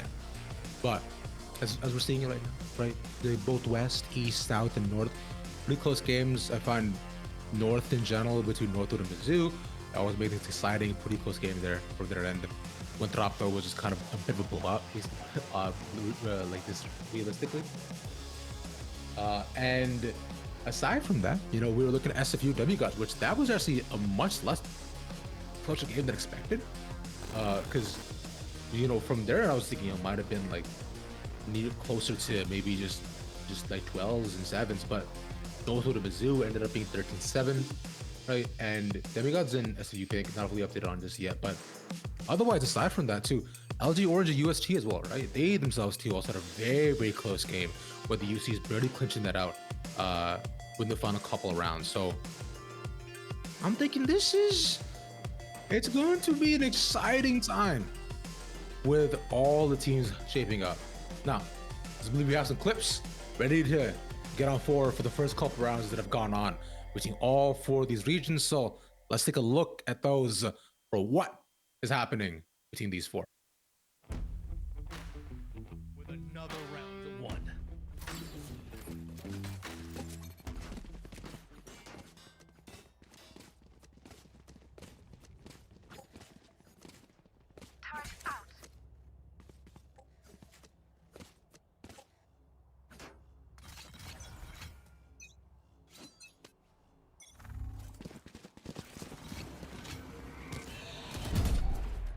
Okay, blinded out, pushed off. Gucci does have the Viper's Pit they can use. They're being conservative with it, though. They're being patient with it. Tim? Always my favorite one. First that goes down, and here it is. Gucci waiting quite some time for being able to use that, but instead of planting the spike in its usual spot, it's going to go all the way over on the other side. Here's the kicker, though. You now have the spike! Jerk! Taking off 2 heads from the Fisher Falcons. Nanners knows. And they want to get rid of Jerk, but how can you? Now you got an... Gucci caught completely unawares. The Viper's pit is gone. Nanners gonna walk in, they hear the reload. And they wanted to go as fast as they could on that. Nanners working their way up towards an ace. Sees Nasi there on the other side, but being very patient, not getting baited by the ace that they so desperately want, but it is now in their favor. Pick up the overheal. You know Nasi's at Snowman. You're putting yourself up on the zip rope. Can Nanners do it? Can they get the ace? The Fisher Falcons, all they had to do is just get rid of Nasi. They got a Vandal. They don't have much health. They're just playing it patiently. Nanners waiting. Oh, Nanners could have done it right there, and they do. The Fisher Falcons taking the first ace of this series, and who better to have done it than Arena, than Nanners? Closer affair, and they brought nothing but classics. Free gun, so fun. Lotus is working out already so well for the attack of LG Orange. And I say that almost sarcastically, as they are struggling the final few moments of this, and it's gonna turn into a really tumultuous round 3, where you know for a fact UST can finally sit back further. They can hold that space because they have dominant control over it. And all of that utility that has been noticeably absent in the first and second round is stacked. And that's why you're seeing a full B rush in from LG Orange. They want to take it, and they want to take it now, as Mateo's already putting this plant down. You've got to get these gunfights going your way if you UST, and you get it, finally. Of course, Sonics, with great assistance coming out from the Viper nearby. First blood their way. Toxic screen goes up to divide space, and a shrouded cover also makes matters worse. 3 players trying to extend up into upper. Will not matter. Kimchi will not survive past that. Dark cover will start to dissipate, but a second one placed instead. Glyph wants to extend into the space. They'll bury 2 in the process. And that's all she wrote for LG Orange in this round. The best they can say is they got credits to their name. No kills past the initial blood on Glyph inside that dark cover. And he allowed them to get 3 before that. A really rough pill to swallow for him, but an expected round result nonetheless.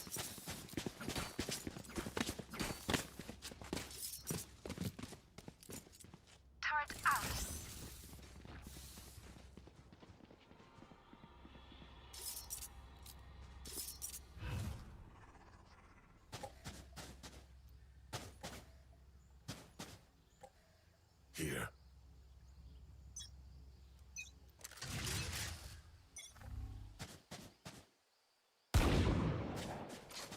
Outlaw in play. Is it who we think it is? Won't matter too much for LG Orange here.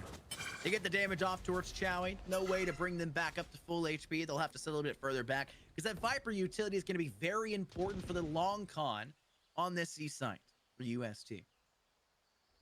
You need the snake bite. But the widening, though, of that C main, of C bend in general, that entire elbow, in fact, and the ramp leading up to it, it's a lot harder to have a single piece of utility close off all angles, but you know for a fact you can at least make sure there's damage being dealt on that exit. As the Prowler goes up and around the band, you try to work from Waterfall because of it. You'll fall back now. Utility comes up over the top. Rushing comes forward. Shrouded step to close in space, but LG Orange can't find the safe net to get through his lip.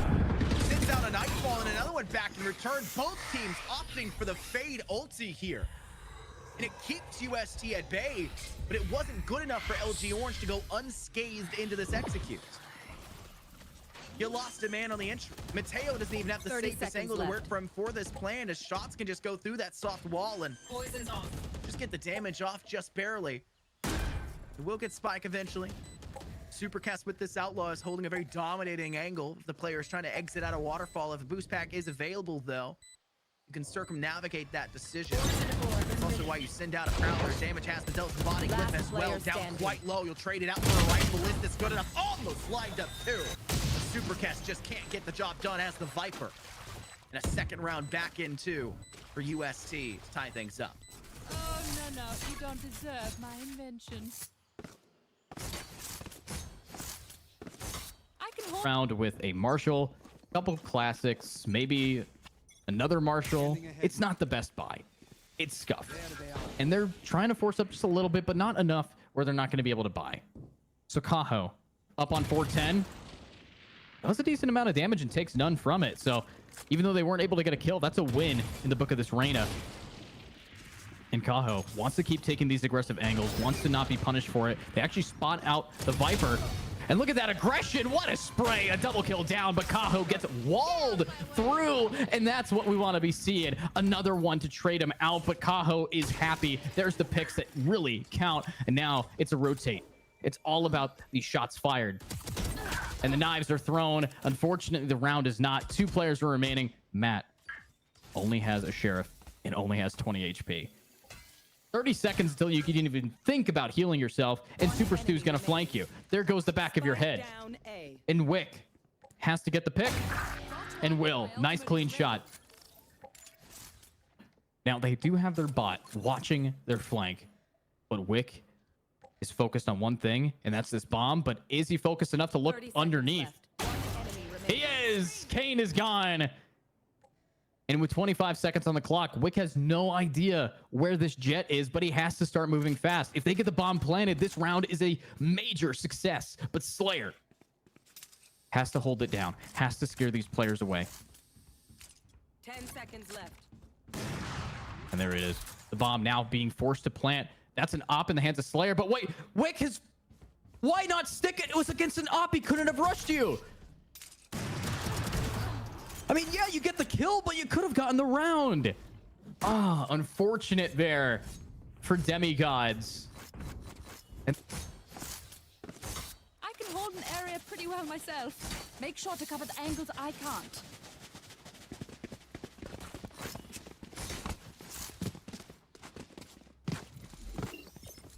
Placing sentry.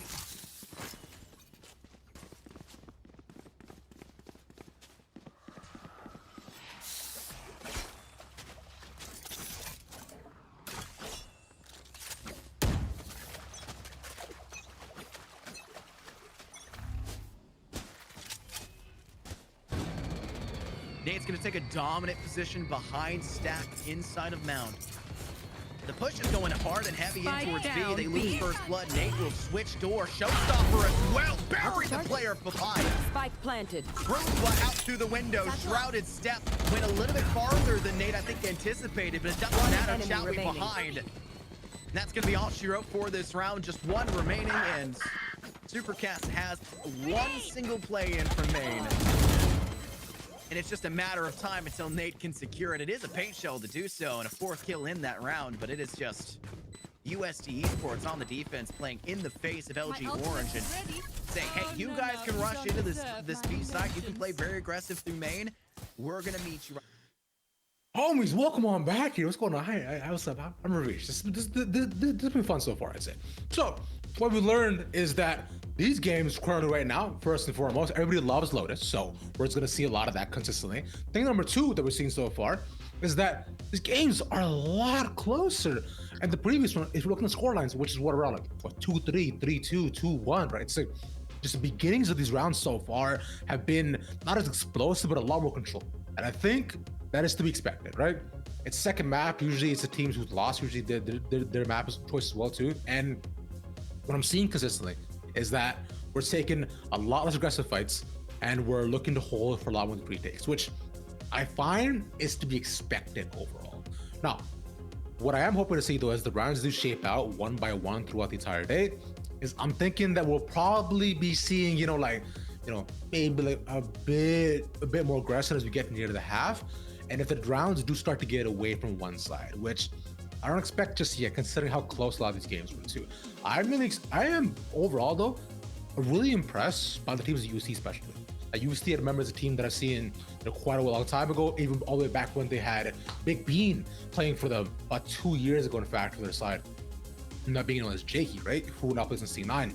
So they've evolved overall as a squad where the South in general has been not too bad, but I find they've been close contention with both the North and Eastern side of the teams. And I find, remember, this is lower finals. So this do or die for one of these sides, and definitely they do not want to die. But albeit third place does get $1,000 in scholarship money, but it was $2,000 and $3,000 all the way forward, right? So it is a nice little jump, if anything, which you don't want to give up. And remember, there's still one more BO5 tomorrow as well. We'll be seeing these BO5s going throughout the entire day. This is just the second map that we're currently experiencing, as I believe we have a couple more clips coming on forward for the rest of the day, in fact. So let's throw more of the clips throughout the games.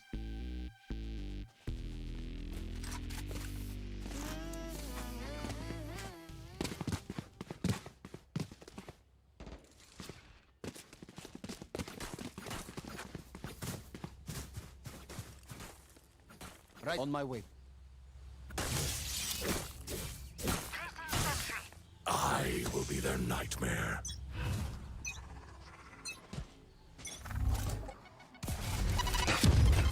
Now they're trying to get that rebel control.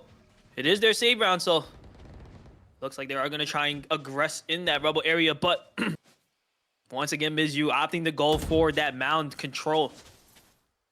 And they've been able to take down Darkus and Benji twice now, You should run. despite their defensive setups. A lockdown is going to come in here. Paragon does have the showstopper on hand if they want to invest it. This is going to force the defense back. Piggy already onto site, so they should get a plant off of this. Showstopper now to try and take some more space. And this is just to defer Northwood from pushing back in. Showstopper doesn't find anything in that waterfall area. But now counter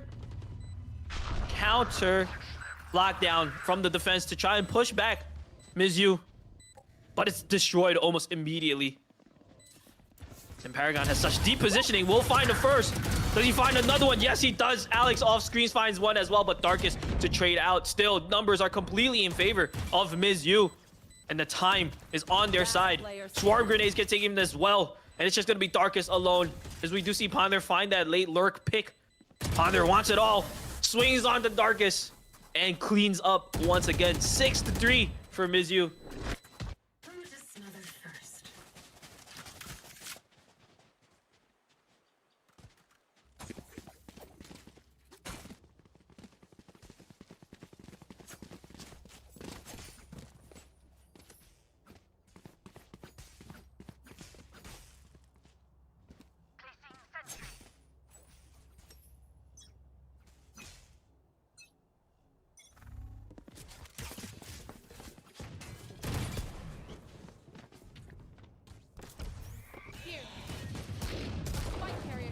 Fisher Falcons. Spike down A. They're showing up on Icebox. Are they ever? But so is Infiltrator, that outlaw. Putting in the work, and now they got the blades. Let's see if the kunai is going to be on their side. It's going to work for them.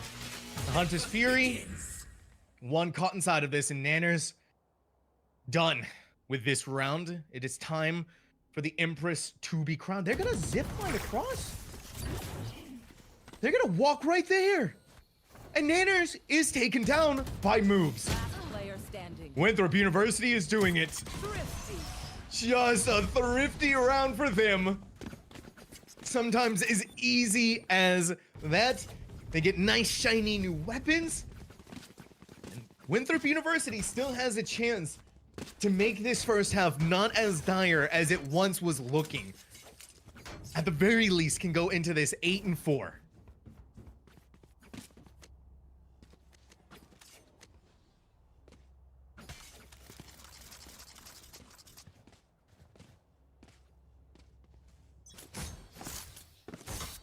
Hold an area pretty well myself. Make sure to cover the angles I can't.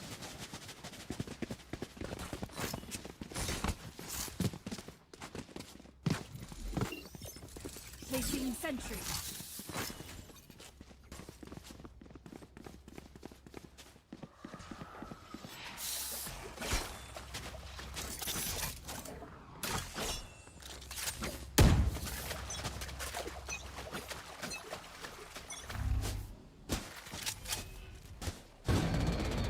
Nate's going to take a dominant position behind Stack inside of Mound.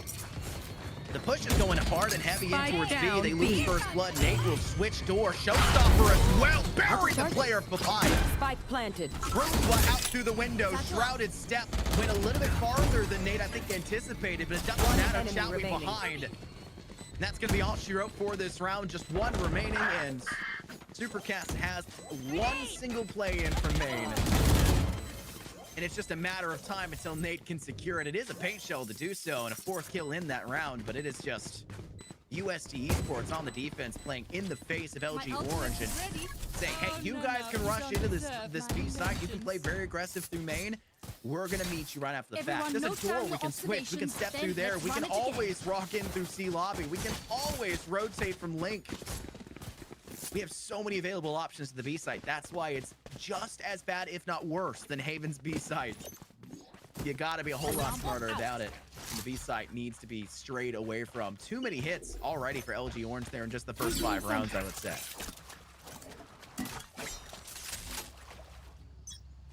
Out this round as quickly as possible and put as many rounds on the board as they possibly can.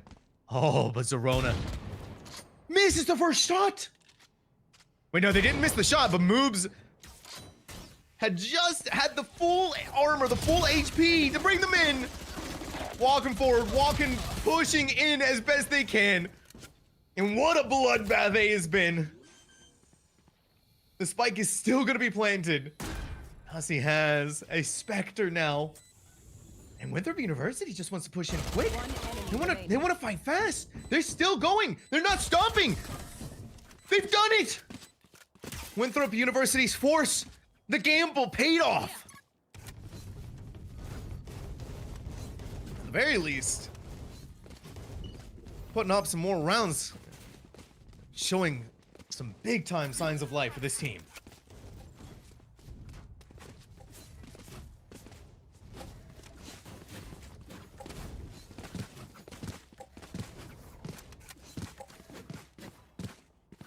Don't overthink it. That's my job. Clean engagements here that we had from Winthrop University, but now they need to continue the momentum forward once more.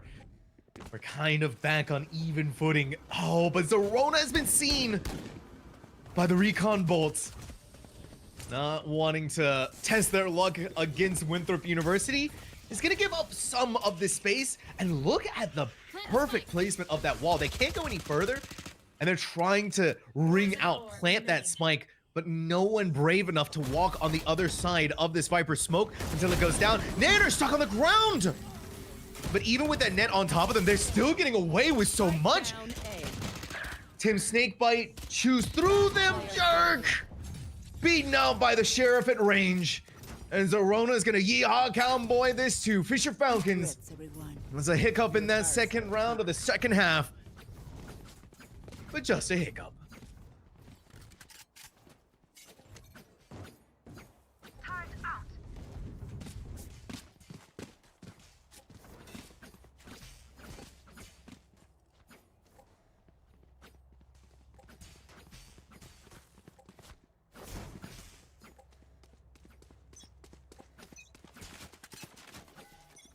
Fisher Falcons, 2 more.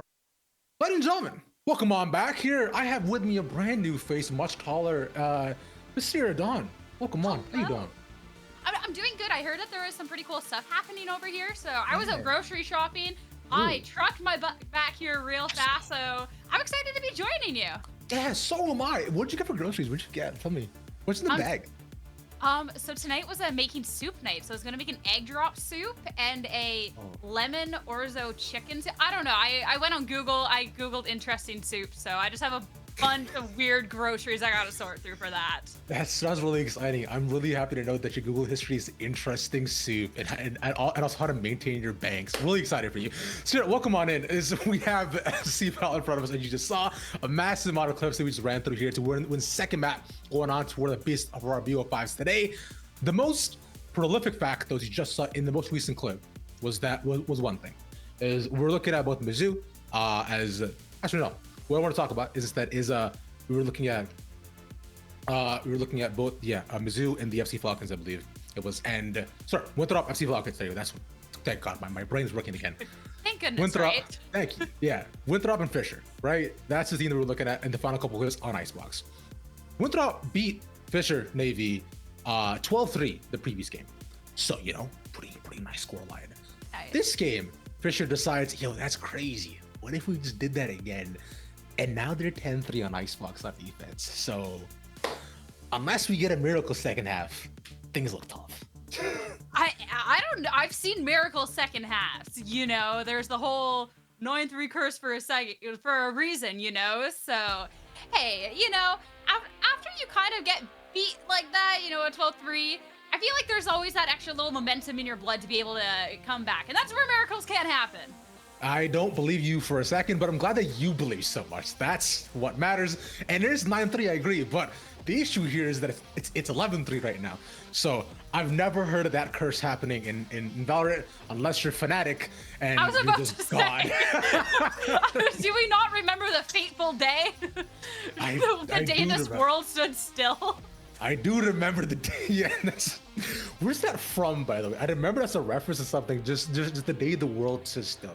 What doesn't matter. I'll think about it later. Point is that yeah, I do remember Alpha Year saving all of us. Yes, in Brazil, but I also remember that they're a team with really good players, like world-class talent, and a collegiate has great players. But I don't know if they're Fnatic. If they can bring it back, they're Fnatic. I'll give it to them. You'll give that to them. They can be the collegiate Fnatic if they can bring this back. Yes, I really hope so for themselves, but we can experience that together as we have another set of clips and more games to look at. So let's hop right into it in just a couple of seconds, shall we? You became the lamb and you brought the slaughter, but it doesn't matter if Wick is able or unable to finish it off in time, or Salad is unable to finish it off in time. So that's going to be a round moving over. Luckily, they did get the bomb plant, so they will have a full purchasing power here. But it's rifle versus rifle. It's round number 9. 3 more after this one in the half. Who's going to be taking it? This is a lot closer than game 1.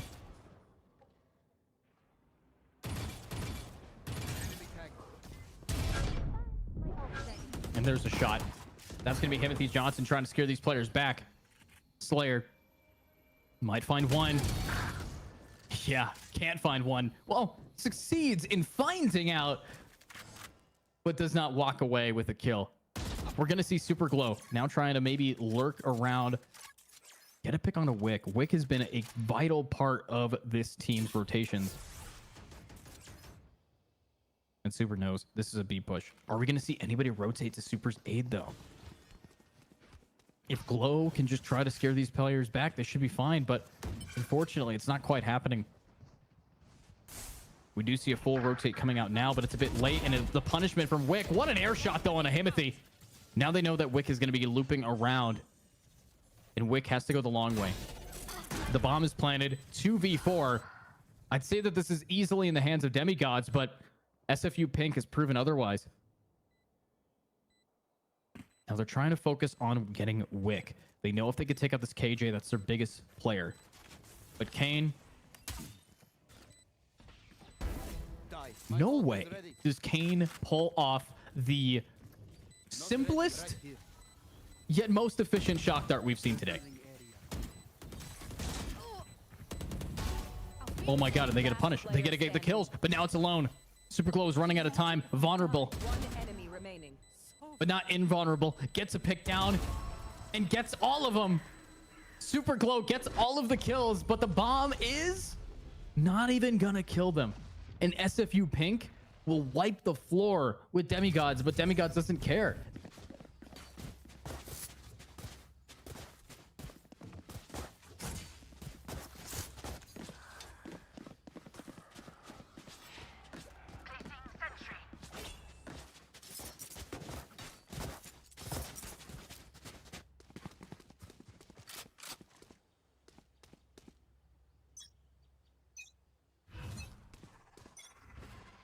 Cover going out.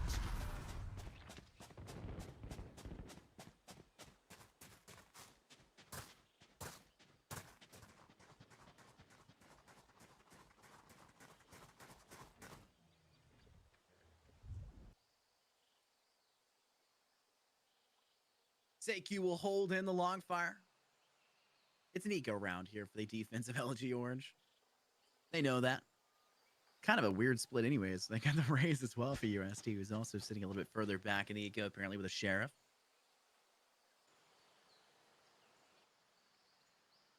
playing such a slow start to the attack, and LG Orange are forced to question every single choice they've made. And when you've stacked 4 up, arguably 5, as the B site can be adjusted upon very quickly in through Lincoln Waterfall to get to C. When you've arguably stacked 5 onto a site, no noise whatsoever, should have already been a cue for LG Orange that they needed to have made to rotate over to the A site.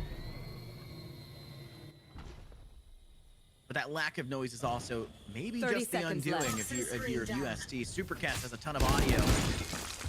Trying to go for something. Right click does tag the shoulder of Glyph, but a little bit too far off the margin and knocked the head off the peg. Massive paint shell bot I have there from Nate, but is that a big? Spike down. One with the sheriff? LG Orange, Nate, what is going on?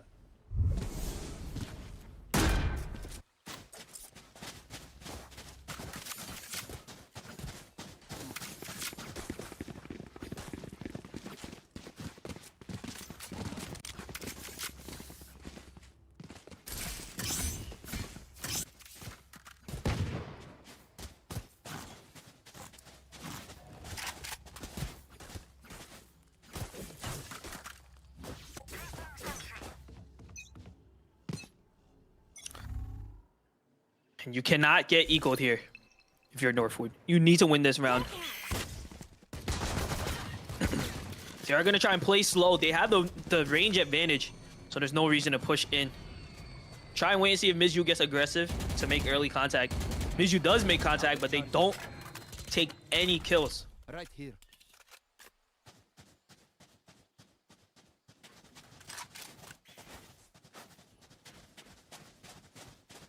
Now the rotation is going to come from Northwood. They're going to try and explore the A site instead. They know that Mizu may not have the credit advantage to buy full Sentinel utility, but look at this early rotation coming out from the side of Mizu. They're already here on the A site. They have a pinch, but it will get spotted out. Dip though, finds the first pick onto Alex. So they're going to open that site, but the rest of the members already here. The shorty's online. Shorty right click, but it's been faded down, but Dip finding 3 with 1 clip. Ponder's going to find a pick on the backside, but this is a pretty good round. If you are Mizu, you took To this, and one main theme I'm seeing so far here is that the team who won the first seems to will not win the second. We're, as I believe as casters say, we believe we have a series on our hands. That is what they say. I think that might be the second most cliche after the time and time again. Time again. Hey, we love being able to see teams go the distance, right? I mean, that's what we're looking for. I don't want these quick 2-0s. I don't want these one-sided games. I want to see the best of the players stepping up, you know? Yeah, I want to stay here and hang out with you for a long time. I want to make sure to really catch up. It's been far too long. How you doing? How's your family? How are your kids? Right? It's just I need to make sure that we really catch up here. As we can definitely do that as we break down these past couple of games. The one I want to go down back from is what we just saw there. Is the Flood on by 8-6 that we saw nearby Mizu as well, that they just got towards the north side. Mizu on the defense have putting up a incredible sight, but Northwood not too far behind. Things look good so far, Sierra. Hey, that's the power of playing together too. I mean, we got to see once Northwood kind of overstepped a little too far on that A site that they kind of just got splattered a little bit. But when the rest of the team has your back, it's going to be super, super good.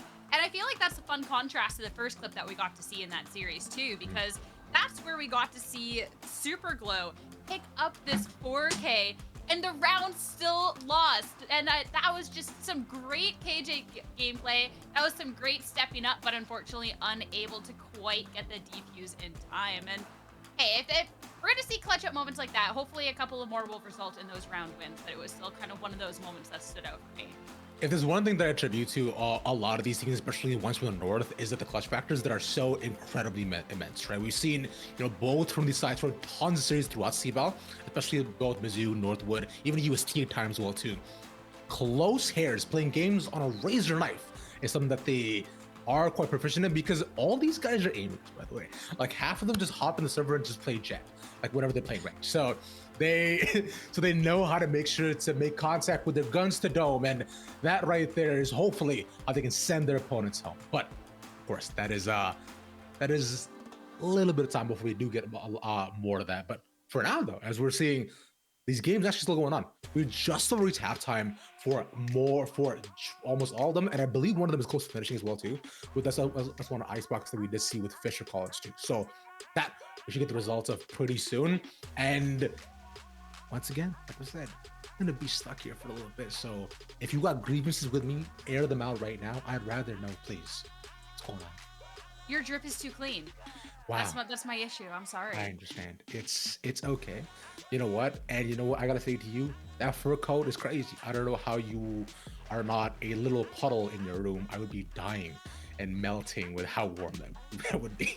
Well, the secret is it's Canada. It was cold outside, and I didn't get a chance to change to see what's going on. So, if you wonder why my face is so red, friends, I got the answer for you. So you're like in your like 20-degree house, just dying. Perishing. We'll say it's because of some of these sick plays out here, but yeah, no, perishing. Yeah, that's so funny. I'm gonna pay attention to just on the scale how red you turn as you come back from each clip that we go through. The tomato scale.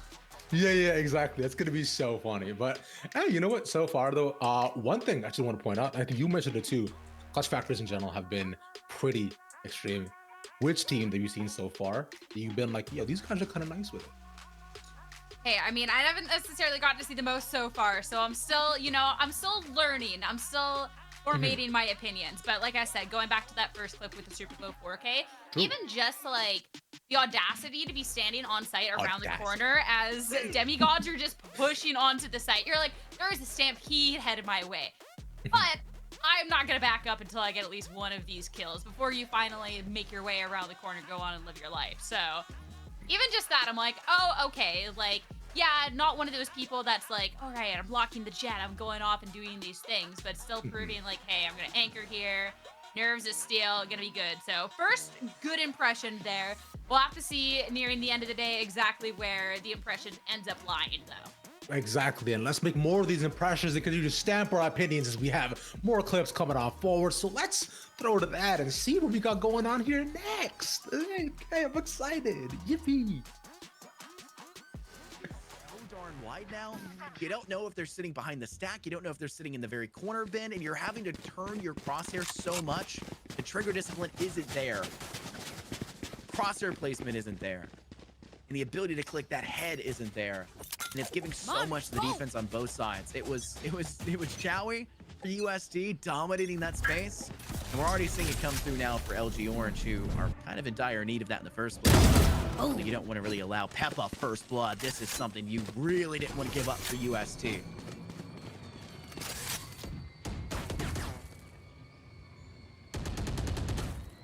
Placing swarm grenade.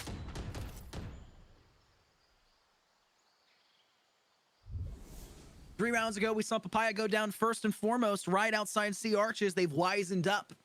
Know that their utility is about the only thing that statics that C site really locks it down for themselves. So they need to maintain the life. They need to make sure that it can still be inactive. They still pop the nanostorm, still let the turret actually do something. Let the alarm bot go off and trigger. Don't. It was the whole point of your presence on that C site in the first place. Showstopper comes out, no grenade, will not get the first blood. And in fact, it goes opposite as Peppa gets them instead for their doppelganger kill. A showstopper of their own. Door needs to be flipped. Rocket fuse, not going to matter. They can't even fire it off in time. Peppa tried there at the final moment, but unfortunately just could not extend it. Those two teammates in the process are really rough spots. Chowie and Seiki to get killed. Chowie will put down this spike. And from the shadows, it's hard-pressed to find many uses for this ultimate in any map of Valorant. But in this game, it gets your secondary player into the site where necessary, but it doesn't keep control of this stuff. The Viper's Pit does nothing. LG Orange had so much destructive utility still in their pocket. Great use of the Prowler, paint shells on top of these packs. They can just bide their time with it, and the spike goes down, and that's going to be all she wrote. Seiki can't collect this. LG Orange will find a 9th round. And so much ability to zone and warden off that B site was the same problem LG Orange ran into on their attacks. Able to do it in the previous half. Right here. They were able to do 6 rounds in a row And for Winthrop University, it needs to be 8 rounds in a row to at the very least just bring us into overtime. This is not going to be easy by no stretch of the imagination, by no stretch of the words. And it may become that much more difficult. You should run. Honestly, caught off on the back foot by Nanners. And this lockdown having to be used. There is no other choice, no other opportunity. They do need to keep an eye on Heaven. Shark has fallen in mid. Now you have to put up the Viper's Pit. You're gonna deny one avenue of entry, but they can just walk up through the stairway and counter with a lockdown of their own. But they're staying inside of here. The Fisher Falcons just need to play the patient game. Oh, and they knew it. Infiltrator had to have gotten rid, so they weren't found out. Last player standing. Gucci alone in a 1v3. 33 HP. And the numbers stacked. The numbers too much. The Fisher Falcons have done it. 13-6, taking map number 2. Bringing us in this best of 5 series 1-1. If you are you took down about 3 guns, so there's not too much to carry over for the bonus round. Holding on to this bonus. So, as we just mentioned, Falcons, right, taking their first dub within this first series, making it 1-1 up against Winthrop. Close games overall, though, but 13-6 this year. They had like 7 rounds in a row on offense on Icebox. That's nuts. Hey, once you get that momentum going, sometimes it is hard to stop. And honestly, the biggest takeaway in that round too is because I feel like there was an honest chance there for Winthrop to be able to take a round. They had full ultimates on the board, every single one available to them. And to start the round off, Nanners from Falcons just absolutely clears the Sova. That's their entry. That's, you know, huge piece of utility gone, and from there, Falcons being able to take their round. Hey, I'm excited though, because that puts them 1-1 in the series and takes them to a game 3. Exactly, and naturally, I believe it should. But we do have a lot more game to play between the two of them. And based on that point too that you're mentioning, SO's been playing that forward position almost the entire game. By the way, he's decided that I'm gonna continue to farm orb, or I'll farm you instead. Which, hey, yo, you know what, bro? I respect it. I'm all for it first. So stay farming, stay hustling. Exactly. You should become like Jake from State Farm, bro. But so shout out to Fisher for making this, for making the game even. Aside from that, looking over also on UST versus LG, we're up to 9-9 from what we saw there. And well, the only takeaway I have is just buff raise, bro. Just it's like you were in front of them by a centimeter, but for some reason he didn't die. Oh, like, no. Like, did you play Valorant during the beta? Yes, I did. I remember Do you when not Raze had 2 days. remember the terror when you hear the Raze ult, like you hear the voice line? Do you not remember that terror? You really want to say buff Raze ult? Because I don't want to go back to those days. Okay, I might, but actually, I don't remember the voice line. Could you perhaps say the voice line for me, just so I really just get a good recollection of it, please? Yeah. I can't remember. That's the worst part. You can't remember what Raze says when she ults? Well, I'm not scared of it anymore because most of the time they're Rose ult and they're just like ain't doing anything, right? So. Yeah, that's exactly what happens to trauma when you get through it. You just forget it all. Yeah, that's. You just... God, it's cleared. Okay, really happy for you. But yeah, I look, old Raze could, like, you know, if you shot it at backside of bind, it killed everything there. But now, if you shoot it in front of you, it kills just you. So there needs to be like a middle ground, you know, just like the median between the two of them would be pretty nice to have. But either way, unfortunate ending to the round as well, as they just missed out on being able to plant, but they brought it back from a 2v4. Just too bad. Hey, still, considering the scoreline was 9-8 when we started the round, just going to a 9-9, still plenty of Valorant left on that one to be able to bounce back from that, you know? Exactly. I do think so, and I'm considering we'll be monitoring them naturally as we go throughout the day. We will take a look at both the north and west side as well too pretty soon, just to see how Northwood and SFU are doing in their games, as well as we'll get some inkling alongside that. But until then, what we do get to do is here. Now, I asked Gompers before as well, so I want to get your take too. If you look, thing is, look, BC's going on today as well. right? Playoffs are happening. So, which BC team are you joining? Let's say you go and take out somebody. They need you on their squad today. You're a ranked demon. They need you right now. Who you going on? Doesn't have to be NA, but where you going? Honestly, no, I don't want to join an NA team. If I'm gonna be this rookie, this ranked demon coming out of the blue, I want to play on K Corp, honestly, because whatever they have cooking up over there, I want some of that, you know? I'm just saying, they have some rookies that's people that, like, hey, if they didn't do well, nobody would have batted an eye. So if I joined and I failed, nobody would bat an eye. And if I do well and exceed expectations, then the whole world's gonna be talking about me. So I feel like that's the right answer in all this. So you're telling me that you're narrating on K Corp. You're the rookie from NA who joins and absolutely destroys everybody on the server. You're that nice with it? Well, no, you said in this scenario it was like if I was, Okay. you know, Yeah, like I am not, which is why I would want to join a team that is like a little bit more rookie. So if I was bad, you know, I could kind of, well, it's okay. We didn't expect much, but you're the one that said in this scenario that I was. Okay. I don't appreciate you poking holes in my narrative. It really just comes back to bite me. I don't like this. I'd rather like go with what I said, and not you having to like make my arguments Swiss cheese. It's not cool. It's super no bueno. Thanks. Get better narratives or something. Get better narratives.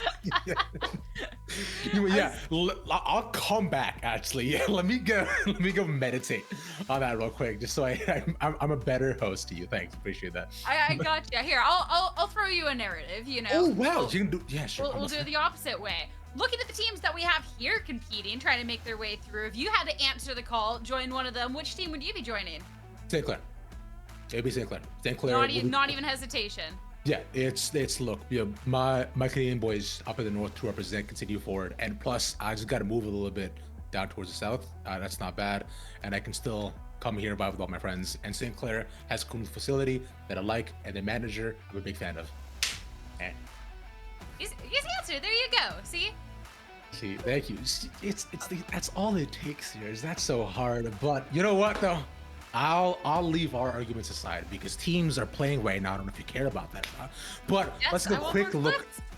Yeah, let me get some more clips going on forward as you showed here. Whatever that was, let's take a look at these teams. Advantage.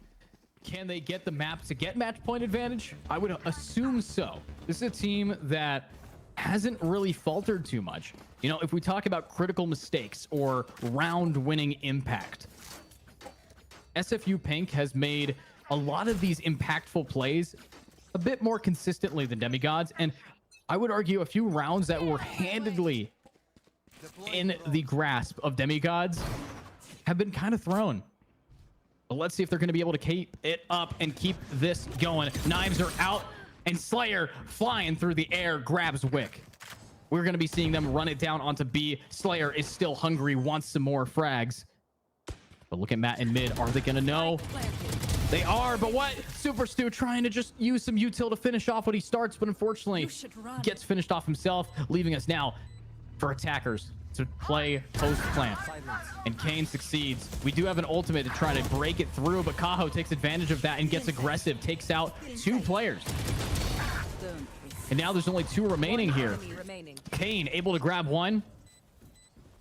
Kaho in the high ground, and T-Salad, the final player, back-to-back, has to tap, has to clutch. And a shock dart might just be the end of him. Nope, it's the run and gun and the shot from Kane. But that is it. SFU Pink has taken map number 2 and now moves in to their final match. One of them at least gets to the elbow of Scythe, but it's too brutal to watch that engagement go down that way because UST know exactly where you're going to be coming from. 12th now. Match points on our second map. This one, the choice. The go-to choice. The first choice. They want this one first if you LG on Lotus. And they've got their work cut out for them as a Bulldog and a Spectre are in play and not even full armor for 3 out of the 5 of the players on their team. And they're trying to go right in the face early outside of main on A site. Despite that, there's no first blood here. In fact, the one who's taking the most damage I have the is your spike. Viper on the side of UST. Carlo for Mateo just biding their time, still checking that there is in fact more than one player here. The shots that are being sung out at least tell you so.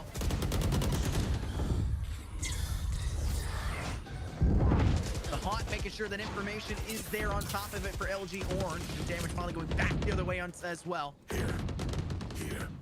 It's just a game of noise. Spray down for UST. They refuse to give up A main control. They want to take it, but leaving a player inside B main means they have the luxury, the freedom of space to say, hey, we can sing into B.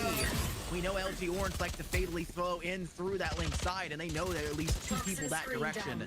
They've left one there back behind on top of it. Dark cover, though, will make it a bit harder to play the Rumble. More cheeky with it. Pyre and Supercats each get a kill on site. Kimchi goes down. Not the best thing for LG Orange, but they have that man advantage. Supercats looks into it. Doug, though, Last aka player Sonics and standing. Showy rip through another, and it's just Peppa Pig Lunchbox. They'll need to pack themselves up into a new round, possibly, or a new map, should this go in the favor of UST in this post-plant scenario. As time is quickly running out, headshot has to hit Sonics. Does so instead, 30 HP. Don't even need the head, hits the torso when the job is done. The conclusion of 3 different games that we saw there right near the end, and here's what we've taken from that so far. Number 1, UST SFU. Now 1 more game away from qualifying to grand finals tomorrow. And on the other end, the Falcons want to make sure to stay in it. Sierra, initial thoughts from those series ends? First off, that Peppa Pig Lunchbox is the best tagline imaginable. Immaculate. I know you didn't win that series. I know you didn't win that match, but honestly, absolutely fantastic. Also, what's the opposite to we got a series on our hand? Like, just simply we don't have a series on our hands, because we're starting to see these 2-0s come in and hey, don't wrap this up with the 2s. What is the opposite of the series on our hands? It's, yo, GG's. That's what I think. All right, simply put. I have to say though, the Valorant we got to see at the end, it seemed really just no chance for the other team to ever have a chance in. Both at the times, Spike is down, not really an opportunity or chance for the defending team to get any sort of DQs going on. I think it was just really, really well done. So it's super, super well done by UST and by SFU Pink at this point to be claiming that spot going on forward. Yeah, exactly. Because like you were saying, you know, with UST, they were able to get the plant down with 4 members of LG just right there. Now they also dropped into the pit as well and just missed out on getting kills. Bear in mind, they were inside pit and they were out. They were actually up a man, so it was 4v3. Things looked good, and then things looked really bad so quickly. The rep pit falls. They're all playing off site, and UST now up 2-0. Same with SFU as well. I want to talk about that game real quick. Was you and I both saw it. What were 2 attackers doing mid while the rest of the team is on the other side? And they're like, yo, what if we just 5 this spot? Just look. Yo, I feel like it's one of those plays too, that if it doesn't work out, you're like, yo, what are they doing? Just vibing there looking. But if they were able to get that push through mid and be able to take the both ends of the site there, that's so nice. I mean, you kind of cut off such a good amount of the map. So you would have been hailed as geniuses if it worked out and you got the kills. You're being hailed as, you know, not genius if it doesn't work out. So it's kind of like, you know, the confirmation bias in that, if you will. You know what? You make a good point, but let's see where we're at with standings between all these teams. See where we should look forward to for the next couple of games. Remember, like we just mentioned, SFU and Northwood up 2-0 right now, as is UST. It is only Winthrop and Falcons who have a series on their hands right now, but it could be a much shorter day for all of us here. Sierra, give me your closing thoughts on this. Yo, I'm excited that we do have a series on our hands for one of these games here. Also, the fact that it's between Winthrop and Falcons, considering the difference between their first and second game here, I think they're pretty well matched to be having a really good 3rd series and all of that. I could not agree more. And as it stands, we're looking forward to what goes on, and we'll keep you all updated as well with more clips, more highlights, and more CVAL action. With that being said, as you all know, bro, we've got more games ahead of us. Y'all want to make sure to stay locked in right over here. We'll see you all back after this very, very short break. Don't go nowhere.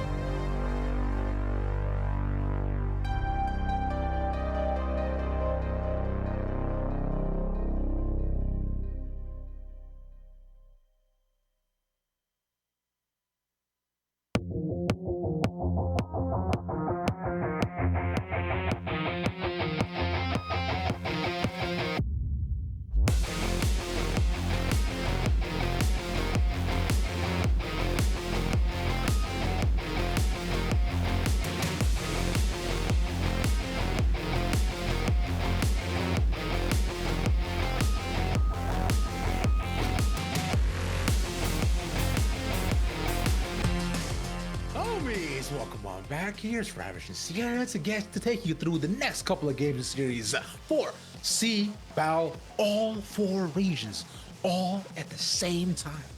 It's like a sandwich with 4 items. Hey, it's like the best of the best that you're gonna get in Valorant. Instead of having to like wait through the buy periods and the slow moments, we're showing you all the high octane action. But Rav, you're having the intro.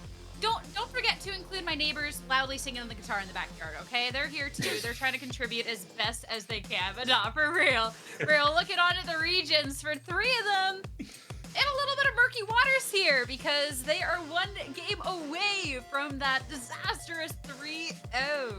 Yeah, it looks tough out here for both the west, south, and north, but for the east side, you know, both Winthrop and Falcons hoping to take the dub on this one because it, once again, is a huge confidence boost, momentum, and naturally the end off to go to its grand finals happening tomorrow as well. So this should be fun, and we'll get into these games in just a little bit as well to see how these first couple rounds have shaped up between both sides, and if they have, you know, if they're going the way of one side, then Sierra, it seems like I don't get to hang out with you as much, which, hey, thank God for that. Bye. Don't understand what that's about over here. Let's, you know. Hey, we've seen series as well. We've talked about great Valorant moments. We have seen the 2-0 series go into the 2-3 reverse as well. So, you know, you might be stuck with me for a bit, yeah. Now you've just done that. Well, you know what? Let's hope you're wrong as we have the clips ready and set up. So let's take a look at what these games are at right now.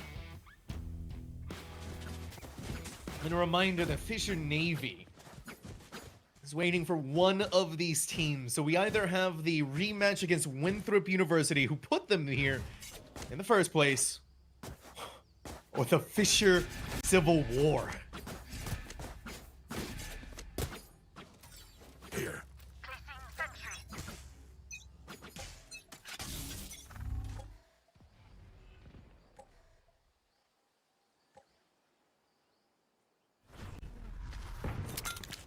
All right, you gotta be careful. You can't let Tim get away with it again. Fast they go, but Tim still has that corner covered and protected. No one cleared it, and so they're getting away with so much. Tim, before he being brought to heel, got a double kill. Spike didn't get planted by Wingman. Moobs is alone. Wanted to go for the fight. People safe behind them. Oh, Nanners. Oh, they're so hungry for it. They wanted to get the classic out. Moves trying their best. They really were. Strong. But Demigods in Icebox set us up with the pistol. This time, it's not going to happen. So a buy comes out, though. Demigods knows that they can't go for saves. They have to try to reverse this. We see Timothy Johnson on the attack, pulling out the Bucky. And based on how many credits he's got remaining, he's going to try to satchel on into B with the Bucky. Yes, this should do. If he succeeds, he upgrades the Bucky, maybe even gets him or his team a newfound weapon.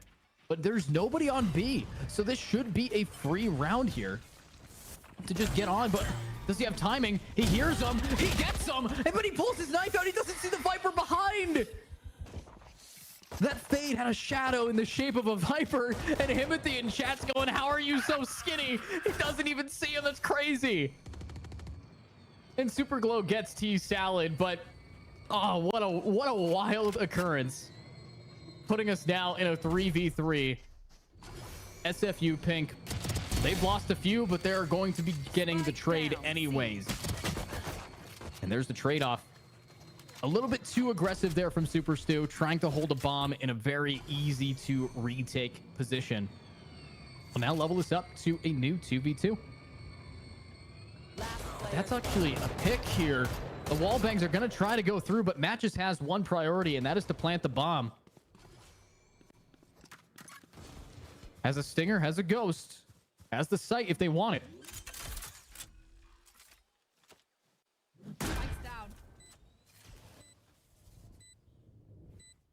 Let's see it. Matt now trying to take it slow. Are they going to be able to find the pick here?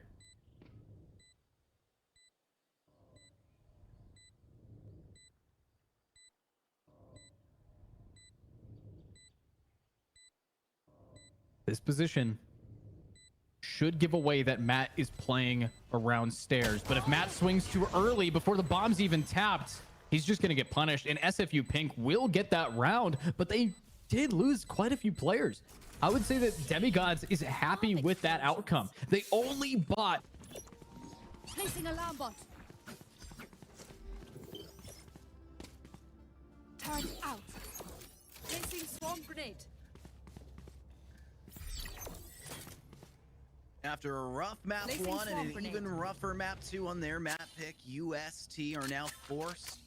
I won't say forced. UST are now back on a map they truly do like. And LG Orange are forced to elevate their game to an elevated city in the sky. That is Ascent. The last time these two teams faced back in CVAL Fall, or CVAL, this was the one map that UST were able to take off of LG Orange at the time, 13-9. And a map that UST are actually quite comfortable on. So allowing them to select this, it's totally normal for that to happen in a best of 5. But letting this go forward, after losing a second, is the worst case scenario for them. 2 first bloods coming in pretty positively here for UST. LG Orange have not really found much to their name. They did take down the KO for the side of UST, but that's not too much for you.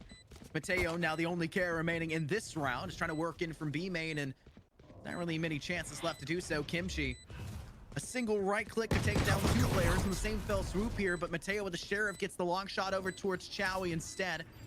Seikyu hiding within the dark cover, jumping over the top. Kimchi still somehow managing to get that kill.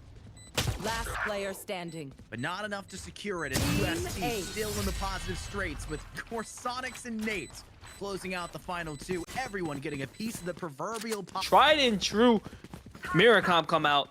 Sova, Omen, Jet, KO, and KJ. Now this is BizU's map pick. I want to see them put up the numbers here, trying to mount this comeback. They are down 0-2 in the series, so they do need to pull one out here. And this is a map that has been figured out by most teams, by the world. Immediately, but Homies, hey, what's going on? Hey, what's going on? We look so good. It's crazy, Sarah. Every time we come back, you seem to glow more and more. How do you do it? Flattery's gonna get you nowhere here, buddy. I'm just kidding. I'm just kidding. I was trying. Thank you. No, it's exciting here because we got to see the beginnings of quite a few of these games going on forward. Couple of them, a couple of rounds in, but being able to see the pistol starting off UST and LG Orange. I want to know your first impressions from the beginnings of these games, because for 3 of the teams, they are on the cusp of getting 0-3 dropped here. They are indeed. It's interesting. I think mainly from the beginning, we were looking at North Side, right, between a 1-1 game.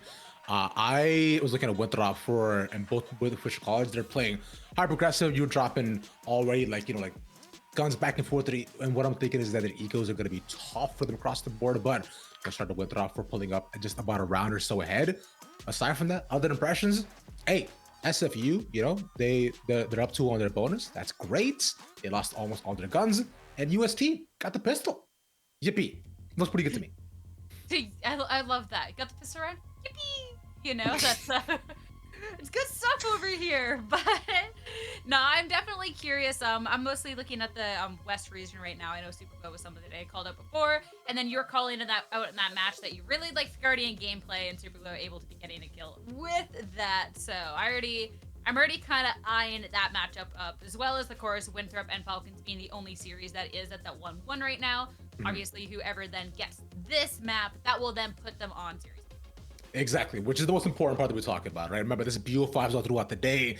Winner here naturally is gonna have secured second place for sure to about $2,000 of scholarship, and most importantly, they'll be able to face up again a chance of redemption for grand finals that'll be coming up next just tomorrow, another BO5 day, which you'll probably see at least my face for sure.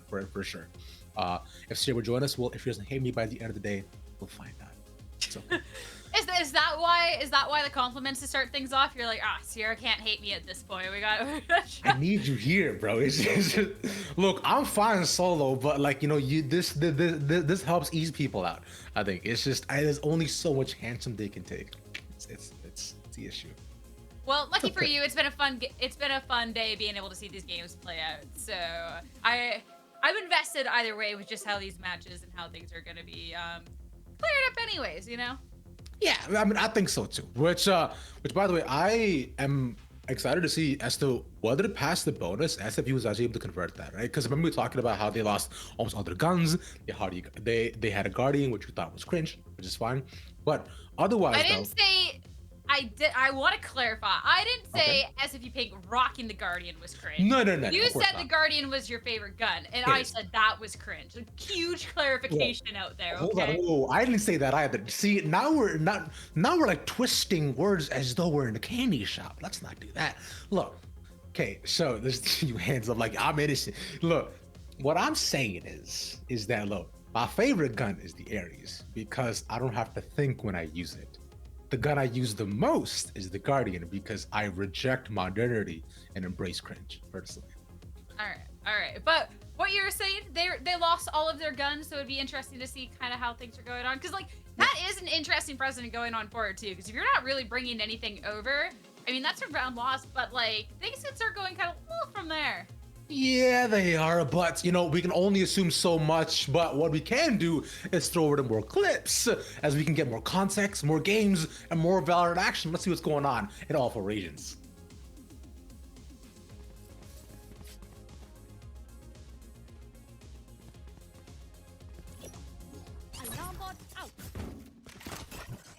And Ali putting on a show right now. 12-4 performance from him. With the shadow step, with the outlaw.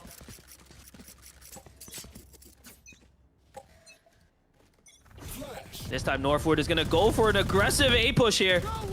The spam from the Odin. Ponder trying to find a pick if he can, but the Hunter's Fury is gonna come out. And look at all this pressure that they put on Ponder. They just dash right in there off the Hunter's Fury and take him out almost immediately. Conch now finding himself in a precarious situation. 1vx scenario, unable to find the pick onto boat. This is one boat that you can't sink, ladies and gentlemen. They come up now. Another quick execute, another quick numbers advantage for Northwood. Well practiced on this map. Alex is gonna dash into the smoke, and Dip's gonna swing right in and finds 4. A flawless round coming out from the side of Northwood. Beautifully done off the back of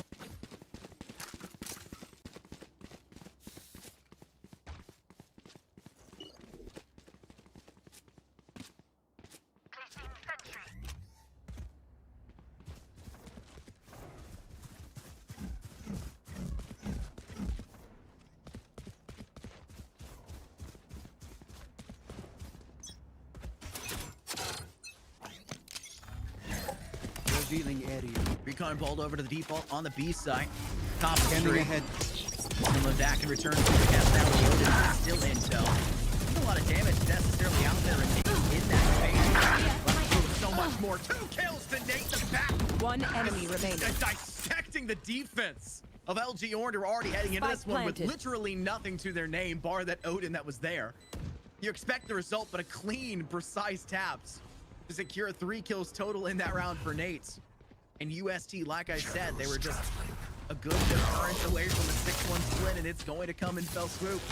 LG Orange are looking like a shadow of themselves right now for a team that did there in keeping this momentum, keeping them at a peak efficiency, and they'll be able to keep this moving. I need this. This could be it. This is my spot. This could be game. I mean, SFU, they have not slowed down. They didn't slow down after game 1. They didn't slow down after game 2, apparently. And now that we're in game 3, this is all favoring them. And I don't want Demigods to fall out so short, but Demigods has an opportunity to prove themselves. They have an opportunity right here, right now, to show that they don't need rifles to win, or they don't need to worry. but this Cypher, Kaho.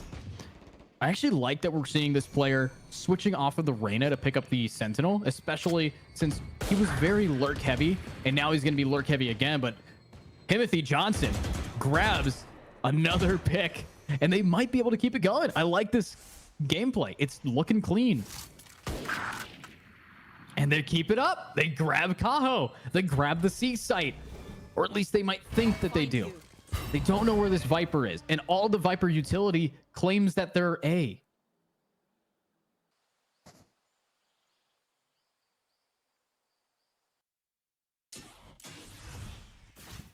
But let's see it. Kane grabs Matt. But it's a full execute. Demigods, with whatever they can muster, have managed to find a Vandal. If they find a Vandal, they can find a bomb plant position. An Odin spamming through. Will it do any damage? It looks like it does not. And an Odin on a retake, unless we see them holding that left click and W at the same time, it's not going to be the best weapon to try to approach, but they still have an advantage. But look at this, an ultimate coming through. It's a Nightfall, and it will land right on Kane. Kane, unable to hear anything, now is going to have to rely on callouts. But let's call out these picks. 1, 2, 1 to go. Kane down as well. They get thriftied by Demigods, and Demigods setting themselves up there in what they are capable of doing. And now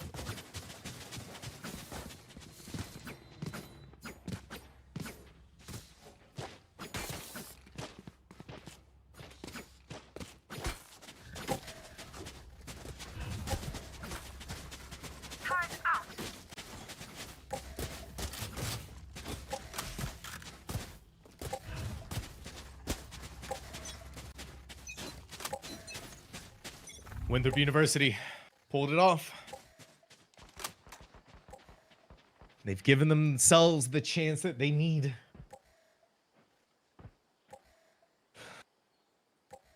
Look at what Tim is doing. Typical play from the page book. Typical. The breakable. And it's stunned down. And they're going to be hit by the pain shells. Nowhere for them to go except for the jump and breakable door. You could tell the panic that they were feeling. The reserved nature from Winthrop University did not take these fights much better this time around, though. They're not just throwing themselves out there. And massive props here from Gucci to play it safe, to play for the numbers. The Fairshire Falcons did get the spike planted, but Winthrop University got this done flawlessly. Wow. Wow. So A lot to unpack. yeah, that was a lot. So let's just start from top to bottom. Number one, the question you asked me before was that SFU, how did they do? Well, they won their bonus and they're now 3-0. So pretty good so far. But after that, Sierra, things just transcended. The fact that you're winning your bonus after carrying over, like, what was it, like one weapon at the next round? Yeah. Actually just devastating for Demigods, in all honesty. I feel like that is just like that kind of extra nail in the coffin at that point. Like, sure, that's only a 3-0 at that point, bro, but like that is still such a really bad start to the game, and I feel like that's a little bit demoralizing as well, right? Yeah, because you're down 3-0. That means that your next buy is like pretty awful, right? You're looking at, for full save across the board. It's probably going to be 4-0, and then you're also not stuck in was the ping pong economy. So you're just hoping that you get around as the entire map goes on. So tough calls, but actually not out of it yet, though. Looking up next to UST, what we saw was a disgusting 3K from Nate, by the way. And not even like a fair 3K either. That was Nate completely pushing through the B site and right away peeking into LG Orange's spawn and just picking them off one by one while they're attempting to rotate over. That is just the epitome of this duelist just running over you. I know like Jet's supposed to take this space, but that is next level space. Like that's hard to come back from. Yeah, literally 3 1-taps that were given over consecutively. It was wild. Like I remember seeing this kid play like both last year to UST VALORANT, the year before that too. He's been with UST for a while. He's a franchise player, if you call him that. So he's He's been here since day one, and he's moved on to play different roles as well, mind you, too. Where he's played initiator before as well, playing more flex there, and now playing more with the duelist too. And one thing that I think is funny that he does is that he wears a headband around him every single time he plays, which I'm like, it's a fun little trait. It's like he's the NBA.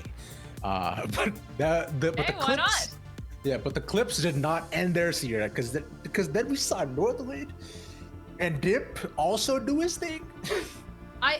And we have to talk about how that round started as well, because it started in absolute chaos. Hunter's Fury off of the rip and pushing onto the B site. I feel like the comms had to have been so convoluted. Right away, Dip was able to grab a kill as well within all of that chaos. And then, hey, we got a kind of a little moment of slow there for half a second. And then Dip with the 3K, like, and instantaneously 3K too, to just put these like hopes and dreams out of that round was nuts. Yeah, and also where based upon that we just saw as well is that half the teams are playing on Ascent. So that's I think it's just funny at that point. And only one Lotus map that we did see there. And finally, as you look towards Fisher and Winthrop, the game that we saw was going to be the closest. You're right on that, right? We're looking at 8-6s, and you mentioned that considering how explosive it was in those 2 rounds, we'll see a back and forth, and we did indeed, where Winthrop barely clinching out the win, only 2-round differential. And the round we got to see too, a quick, flawless coming out here, but considering, you know, we're still kind of just getting into the second half of the game, not necessarily surprised to see a flawless at that point. You know, that one's still, we're still getting into the game, but that's definitely the series I have my eye on the most, because the other series I feel like are kind of starting to align with where the series score is at. So Falcons and Winthrop definitely biggest attention right now. Yeah, it's not. I mean, it looks tough out here, but that doesn't mean that we're necessarily out of it just yet, right? It does, but I believe a lot of the game's still going on still right now. And we're getting closer and closer to finishing with some of these regions naturally. As we have considered constantly, the official college versus Winthrop game is going to be probably the most exciting one to watch. And remember, homies, if you do want to watch all these games, we do have individual streams going on all at the same time, so you can support your favorite teams, or you can watch some of these clips with us and see what's going on. Let's start with that.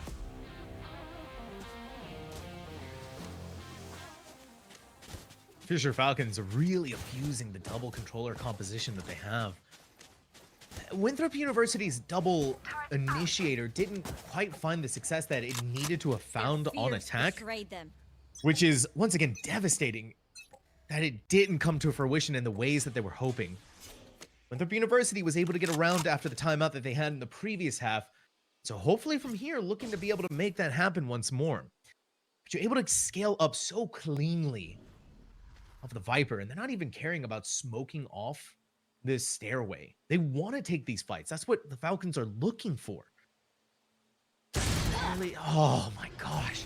Moves had the angle. Moves saw Zerona, but the wall bang. Moves just couldn't handle it. Yanella's gonna get the spike planted. Spike planted. Winthrop University. All the way back in. All the way back through. Couple of footsteps to hear them up there. They all just got to play together, it almost feels like. The blind right there! Infiltrator's down on the ground! They somehow made it happen with a Spectre of all things. Faint Shells are going to clean them through. Going to grab that Vandal. Very, very valuable weapon. They have no way that Tim is going to walk out of here out of their own smoke, and just like that. They're dancing around on the other side of this. Dirk finally gets rid of the person who decimated their team. But it does not matter because the Fisher Falcons are just... If you're Northwood, that was just a Blade Storm from Boat. They were able to convert that just off of one ultimate and one hero rifle.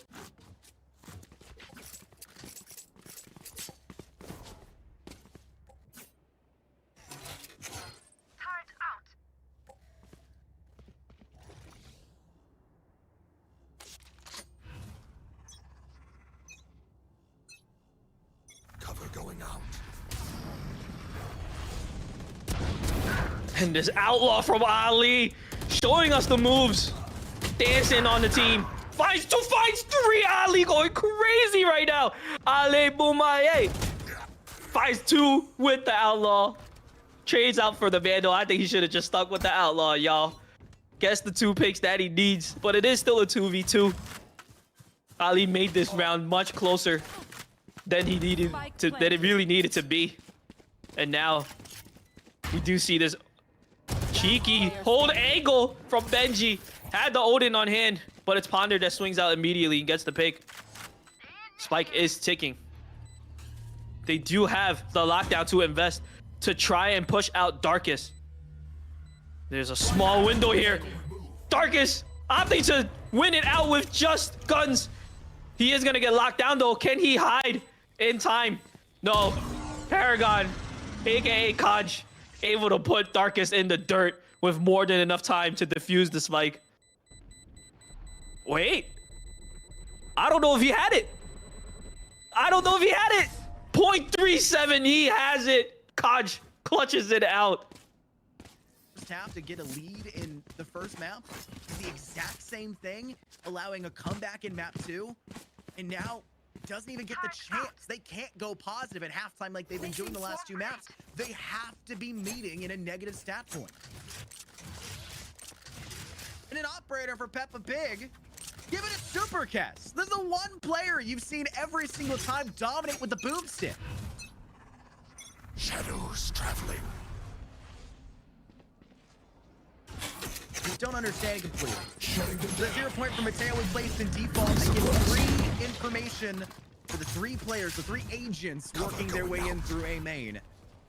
And knowing that the Sova was there as well would lead you to believe that more likely than not, that Spike is in fact still off towards A, but now that 20 seconds have passed since then, they may assume that that Spike will start to rotate elsewhere, but there has been a noticeable absence of noise on that B site since the beginning toss of Util by your KO. And LG Orange are just back to having to play a normal default. There's a guessing game. There's a kind of a ploy you have to play into. And USD Esports are really hoping that this 5-stack in through A main will pay out. I think a lot of this payout's going to come from the player inside Wine that they've kind of ditched here, aka Nate. A dark cover the wrong way. Kimchi won't get this kill, and Nate now picks in for free in towards sight, using their tailwind, and now 2 cloudbursts are getting deeper into the objective. This plant will not be capable of going down in default, but Supercast can still get a plethora of damage out with this Odin, where it has been a big absence of that damage past this point. We'll have to go above and beyond that. The no command is ready for UST. They used it a couple rounds prior to posting this exact same scenario. Will they do so here? With Nate's death, it would be more hard-pressed to find a better time to do so. If you kept that angle further back, they're not on site. They want the gas from Arkin to say he does it alone with 2 until Supercast thrives with 4. All on site, and the Odin comes clean to give LG Orange their 2nd round win in a post-play scenario on the A side, and a hopeful continuation of that success to give them some momentum.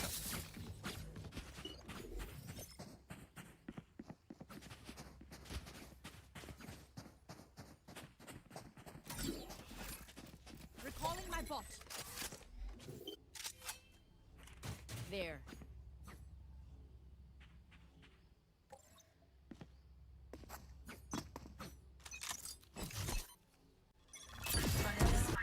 New round for these players. Super Glow taking it one step further, has a blind to synergize with Slayer.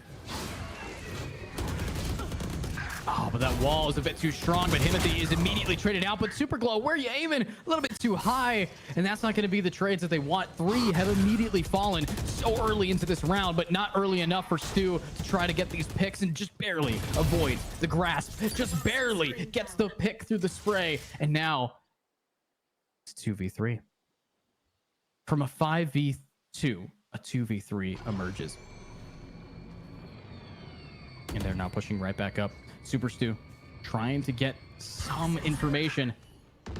Tahoe pulling your knife out. It's a cool skin, but the aim is a lot cooler when you're able to pull it off. That's going to be a trade no matter what onto Matt, and they have to rotate all the way to C. Viper even popping the ultimate on A now doesn't have it I'm really shocked that they are going to be using that ultimate on A after your teammate falls. They will just be going C, but a misread does not mean that it is a missed opportunity, a missed round for SFU Pink.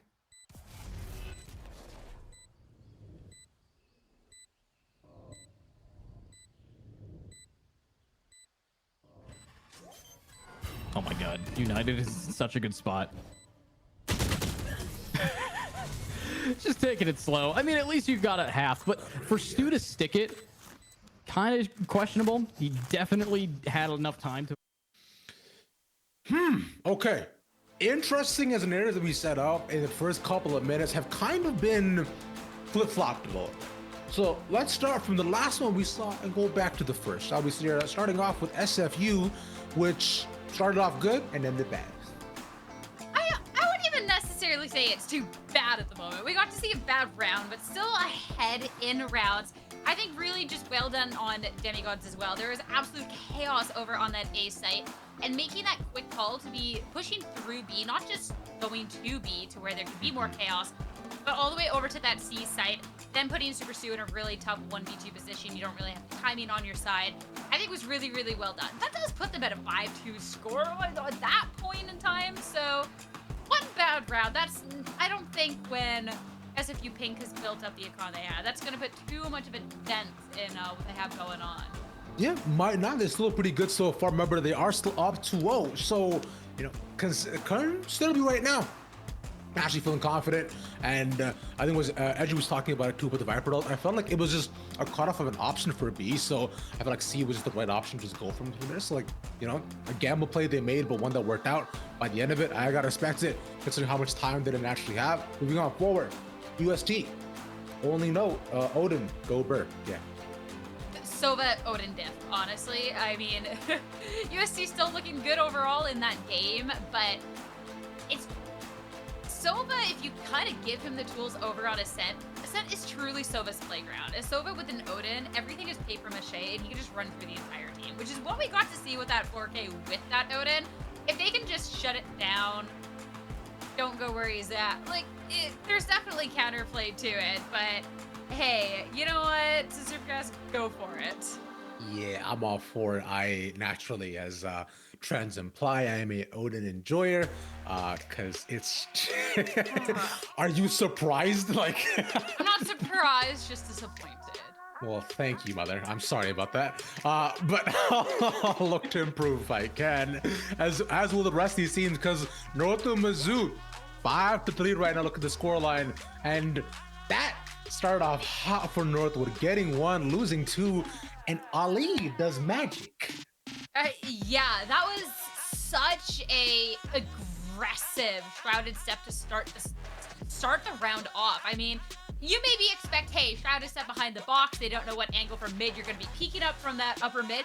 No, decides to straight Shrouded step on top of the box and go wham bam with the outlaw. Like there's, I don't know, like he's a yeehaw Western god with that thing. It was absolutely incredible. And it didn't even matter in the end. I mean, it put Darkus in this 1v2, gets detained by the KJ, really showing that even if the round starts off hot for your team, it's all about how it ends. But just that was a really fun round to just watch all around.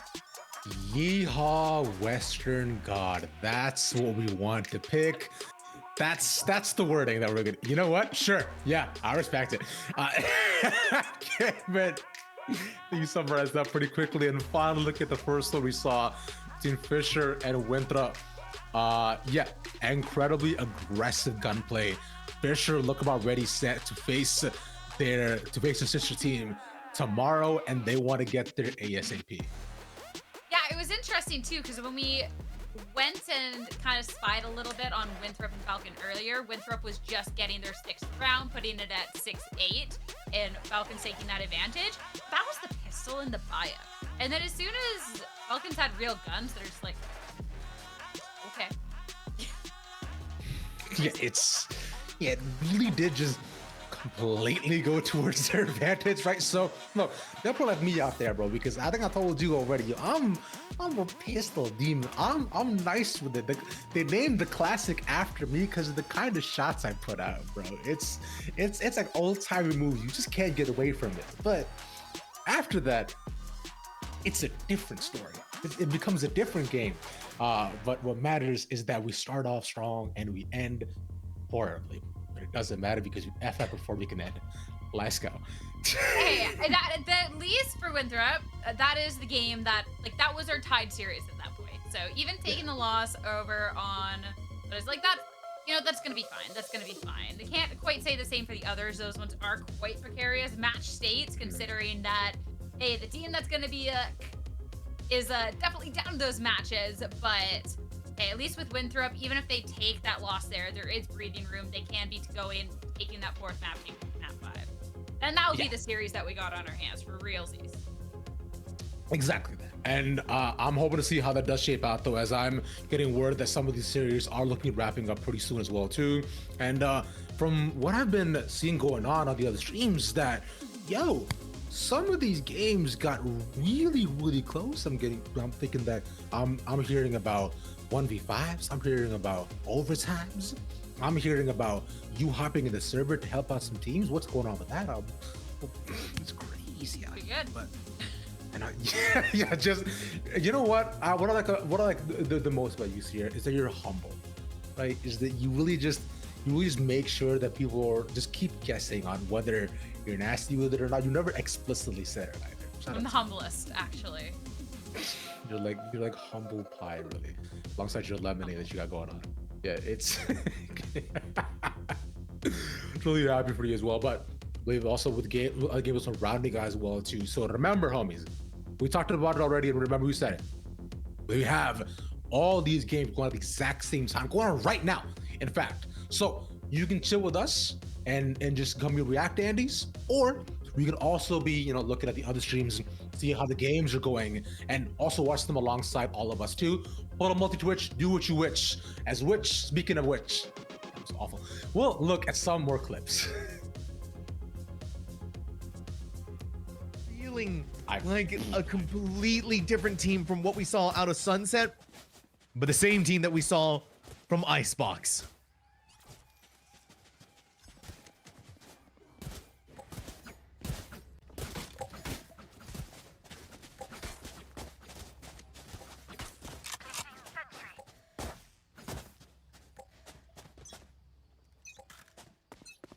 Fisher Falcons, oh so very close. And we're gonna see another strategy from Winthrop University. The quick, the fast, the fault line into the dizzy. Maybe catch someone there, but Fisher Falcons are not gonna fall into that one. Nasi is gonna be on the other side of rubble with a one-way. Falcons aren't gonna fall prey to that. They may even just walk on to B. Smoke goes out. Nasi setting themselves up for another one. Face your Just letting him do it. Oh, here it comes. The Nightfall. Nasi finding safety. May be able to get away from the Prowler. Infiltrators. Showstopper. Gets rid of Nanners. First of the picks. Zoran on top of the high ground. Nasi's former camping grounds. Gonna try and reclaim it. It's Jerk. It's only can be Jerk. And they even have Dizzy to go along with it. Blast is gonna do it. No way that happens. Blast saw that as an opportunity.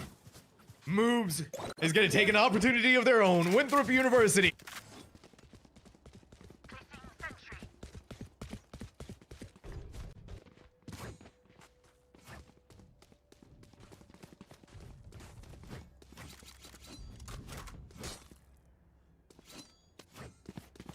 This map now getting real close. I'm gonna see Northwood try to force up into this again. 4 rifles and a Spectre from Dip. Panda gonna try and take an early shadow step approach onto that A main area. And there's so much utility stacked up onto that A side. They do get the ping out. Hunter's Fury is gonna be invested, and Bolt's gonna find one. Dip finds another with the Hunter's Fury. And both Sovas are getting so much value from the Hunter's Fury. Piggy finds one onto Darkest. But Dip, with these utility kills, He may only have a Spectre, but he's got so much utility to do damage. Alex, though, finds the pick onto Boat and a pick onto Dip. Ali to clean it up, and now it's just 1v2. Gotta see if Conch is able to pull one out here. Doesn't have control of the spike, but he has... Oh, I thought he had a lineup. But he does have to deal with this one way. They really don't have any idea where he is. Ali's gonna swing out. He's gonna spot him. Swarm grenade.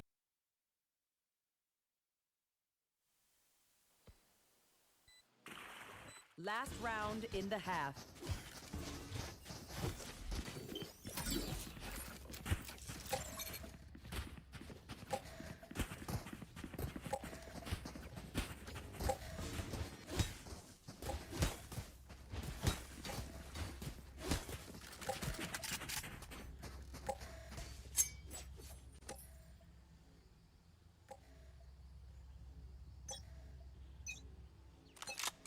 All right, SFU Pink. You've proven that you don't even need to shoot your enemies to win rounds 4 times now.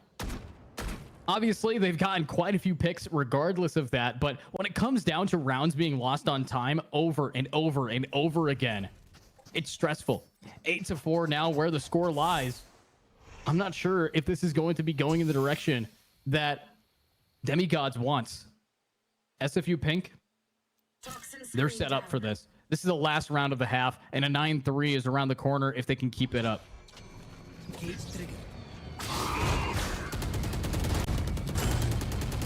We are seeing Kaho trying to get some picks here. Will succeed in grabbing United, but that's a 1-for-1 trade.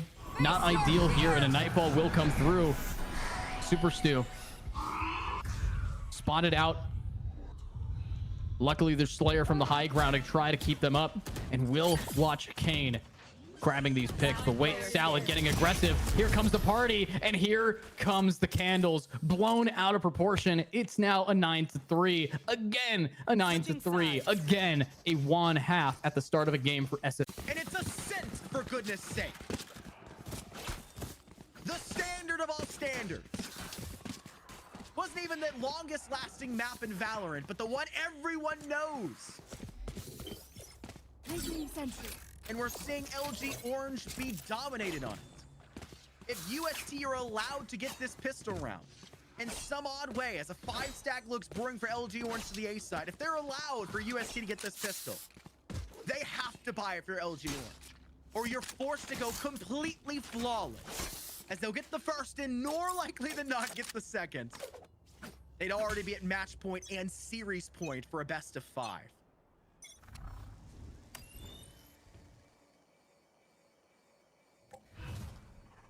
And they get first and second. Almost third on top. Swing it as well, why don't you, CQ? They'll fall back though. The recon bolt keeps them information. You don't want to have to deal with that for a wild trade. They did stay by a 2. It's a 4v2 now. LG Orange may have spiked down, but you're in a near impossible scenario again. You've got a flanking player coming all the way back from Arch's side. You can't rotate that. Your post-plant scenario is an impossible scenario, as 2 players will drop in from rafters. A shot turn forces you to the corner. Dog, aka Corsonics, has you flushed out. And ZQ, 3 alone in the round. A buddy ace between in tandem between you and Nate. Secure UST at 11 and an expected 12th. As you have to buy here, you feel you must if you're LG Orange. And what? Wow. Wow. That wasn't even really planned, but we both clapped at this. So that was kind of impressive, honestly. Yeah, I know. It's, you know, we're slowly coming together one by one. How about right? that? It's crazy. I like that we're doing this. Here, some of these games are unexpected how they win. I mean, I just wanted to break down just the previous clip that we just saw there. UST is up 11-2. It's, and I believe Sam said it, it's a set for God's sakes. Yeah, I feel like too, watching UST play at this point, because like that's the same team. They're running. This feels like just more running it down. It seems like when a team's kind of dominant with play, like they're feeling confident, they're feeling good.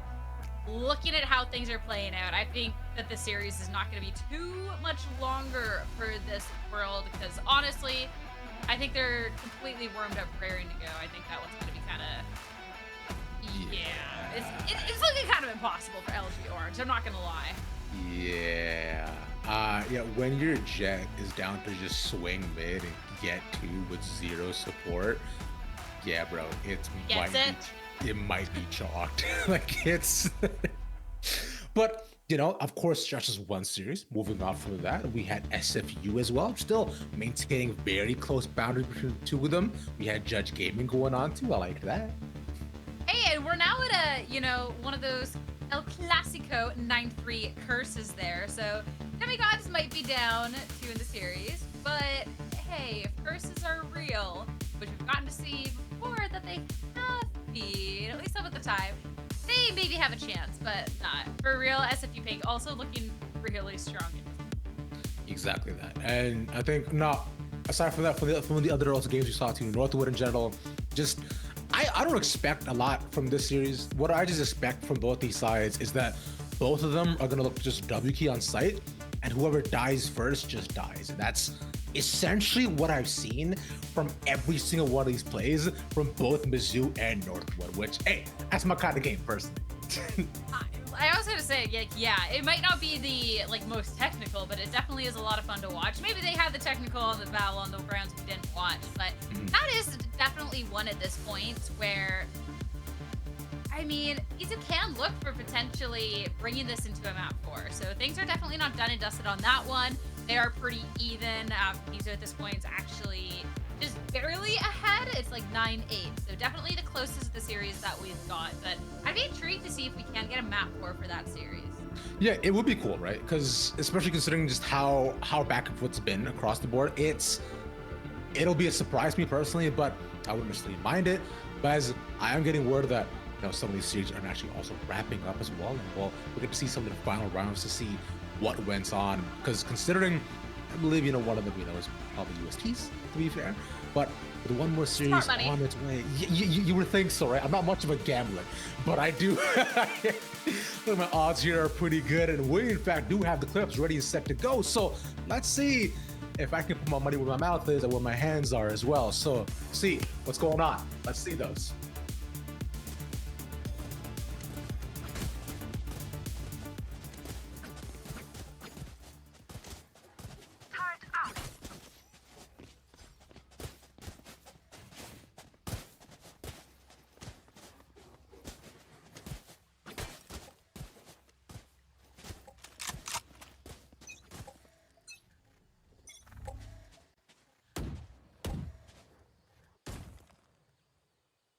You got to be thankful to your Fisher Falcons for how well you're playing together. You're standing up to the Titan themselves, Winthrop University. Round 1, you got knocked down by this team before beginning a lower bracket run of dreams. Wasn't easy competition either. Fraught with chaos, fraught with danger all across them. Zerona somehow still lives with the most minute of health, 13 HP. Oh my goodness, here comes the Rolling Thunder. Zerona, how did you somehow get a kill with 13 HP and concussed? On top of that, Infiltrator just wasn't there. Nanners on the approach. That lockdown is going to give them safety. This Viper's Pit, even more so. Gucci wanted to go full speed ahead. Jerk had to have been the one. They stopped the spike defuse. And the decision has been made for the final 2 members of Falcons. Who want to plant the spike and win the freaking game. Oh, and there's 2 of them right there. Blast Attackers is not gonna let this slip through the Falcons' fingers. Fisher Falcons, 13 to 2v1 against, and 2vx in general against. And they don't have a collective 100 HP between them, and they're almost entirely lined up. Their post-plant positioning there was not where it should have been, Jackson. Yeah. They needed to be more separate. They needed another player either sitting inside Hell and in a cubby of Hell, where they weren't visible from the initial angle and playing for a tap of the spike, or they needed somebody on the backside of Jin. They didn't need to be set up so that it would take a single spray down or a single sidestep to reach the secondary player as well. A big misplay by Mizzou in a post plant now gives a match point to Northwood in a spot where you already don't want to be in. Yeah, we're talking about a difference of like 4 pixels, right? I see what they were trying to do with that high-low angle, but they just weren't there, and Benji was just able to isolate. Now you got to work progressions. If you're Mizzou, you're 3 rounds down. You're looking on the barrel into match point. How do you progress? It's a step system. You got to get in early, and you do it with an ult. And that's where the no command comes in.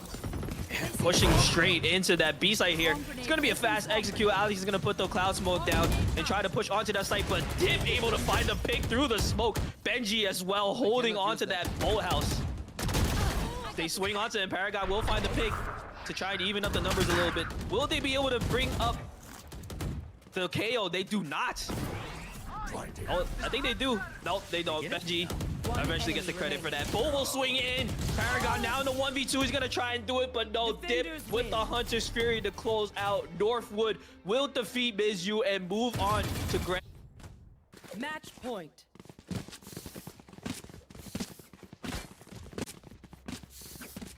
A 12-2 split. A 10-2 split at half. And UST are telling everyone here in the collegiate Val scene that LG Orange's victory against them in fall here in C-Val meant absolutely nothing to them. Their loss early against Tamu was a pure, unlucky roll of the dice for the splits heading into this. Spike down. And you all will meet your maker at the end. One They enemy come remaining. up big and it's already over. One more man remaining. Super Cats. Down they go as Defenders UST win. take a ridiculous 13-2, a map of ascent, and secure a 3-0 series scoreline.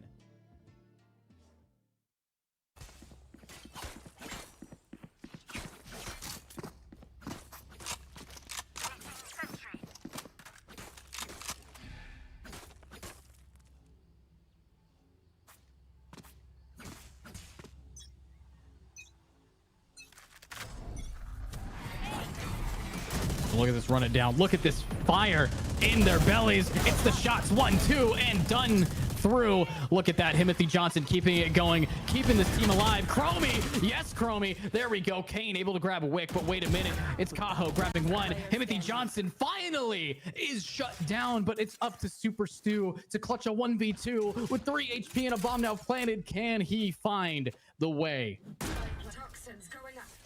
And Super Stu is not done. But does he have the timing? He has no idea that 2 players are behind him. He's reacting 100% off of the bomb being tapped. And sitting in drop could be a do or die moment. Checking his left.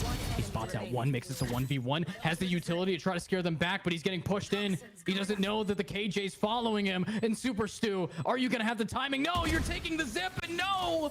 It's over. But not done yet. Demigods has secured the overtime and brings us to map number 4. SFU Pink still 1 away from taking the cake, but this could be 2 ends and 2 continuations in incredible fashions. I think we have to talk about those recent one years here. Going OT 14-12, a series that we thought was Dunzo Bunzo. What we got? Hey, I just have to say congratulations to Demigods for putting this into an OT and putting them into a 4th map. Of course, being down in the series, that could definitely be a little difficult when you're sitting on that 2-0. And it was definitely a situation in that end game too, with that overtime. There was an opportunity for Super Stu, even with that 3 HP, to clutch that out. That first shot to bring it to a 1v1 was so nice. But going up the rope with only 3 HP begs for a body spray right into you at that point. But hey, I'm excited that we'll get to see Demigods fight a little further going on forward. Exactly that. And we should, of course, announce the winner of the North that we just saw as well, which, you know, I think everybody expected it. It's Northwood getting their dominant 3-0 here, Sierra. They've been playing so strong. Even in that last round that we got to see, that was a fast push onto B, but Northwood, they held their ground. they end up finally giving the site to just collapse in and not give Isu any breathing space. So Mhm. be able to see them take the series in a 3-0 with how they played, I'm not too surprised about this. No, I'm not either. Northwood will get their run back against St. Clair tomorrow. But of course, we should also look at the other winners of the South. Both opposite ends of the compass. Incredible. From UST, another 3-0, and winning 13-2 on Ascend. I said the last one was like, yo, kudos. We were talking about no, Northwood. Of course, you'd see how that goes down. UST, they were nasty, especially in that last game. So being able to see such a dominant scoreline to put them in that 3-0 to get to see this winner screen for them in the first place, absolutely no surprise. That was some disgustingly good Valorant coming out from them. That's what I'm thinking as well, too. Now, with that being said, we now have 2 series left for the day. You know, both of them in 2-1 positions. The final one being Fisher College, who is now up 2-1, of course, and up against Winthrop. And if they get their dub, they'll face Fisher team tomorrow, another BO5. We'll have to find out, so stick with us. We'll be back with you in just a couple of minutes.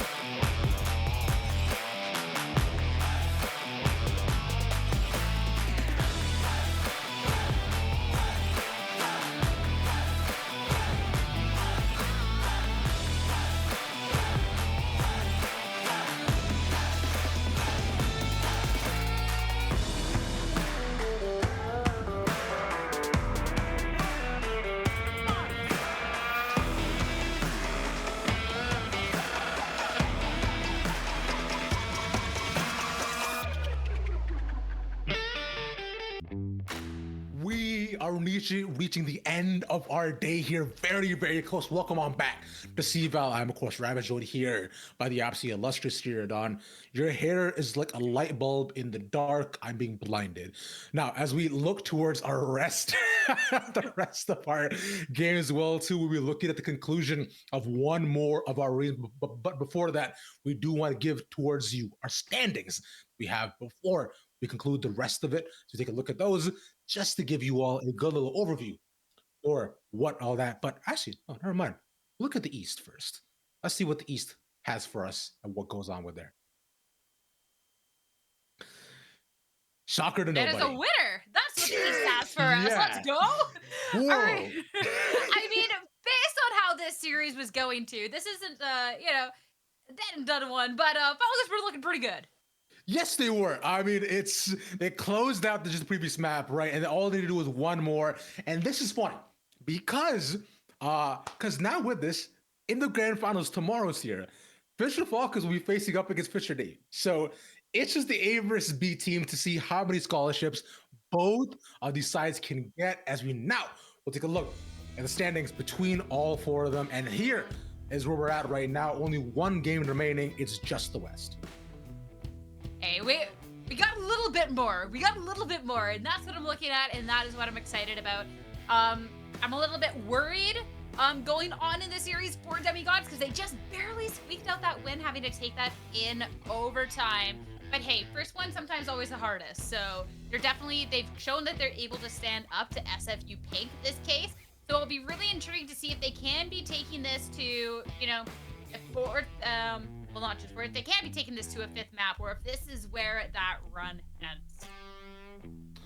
Indeed, exactly like you mentioned. And with that, I am interested, I'm enthralled, but I'm nervous as well, right? It's, I've been enjoying my time here. I've been enjoying watching the game so far. I thought we finally reached the head when we both clapped at the same time. I was like, oh my God, we're getting somewhere. It was crazy. But if the day ends here, then so be it. We do, of course, have the West left to look at. So let's take a look at the final game of the night. Potentially. Wiping the floor with this team, and I think Demigods is stressed. I think they're, they used all of their energy to try to make it into our map number 4, and I don't know if they have enough to bring us to map 5. Yeah, I think now, there's still 4 ultimates. None of that was being used on that execution. They do have a decent buy here. It's kind of a half buy. I feel like at one point they are going to need to invest those ultimates to try and secure another round. Yeah, they might have the opportunity to turn some methods around here, but look at Himothy Johnson. Look at this player. This guy's getting so aggro right up against Stu, and the damage is already dealt right through the smoke. We do see the heal, though, the power of the Sage. Now you have ultimates, 1, 2, and there's the pick. They're trying their best to connect the shots, connect the dots, but will they be able to line up the picks? Yes, they will. Look at Kane just running and gunning, grabbing one more. SFU, the retakes are just unmatched. And what is this? Salad can't even run out in time. Only one person fell. You know what? I will say this. I still love the aggression that's coming out from the side of Demigods.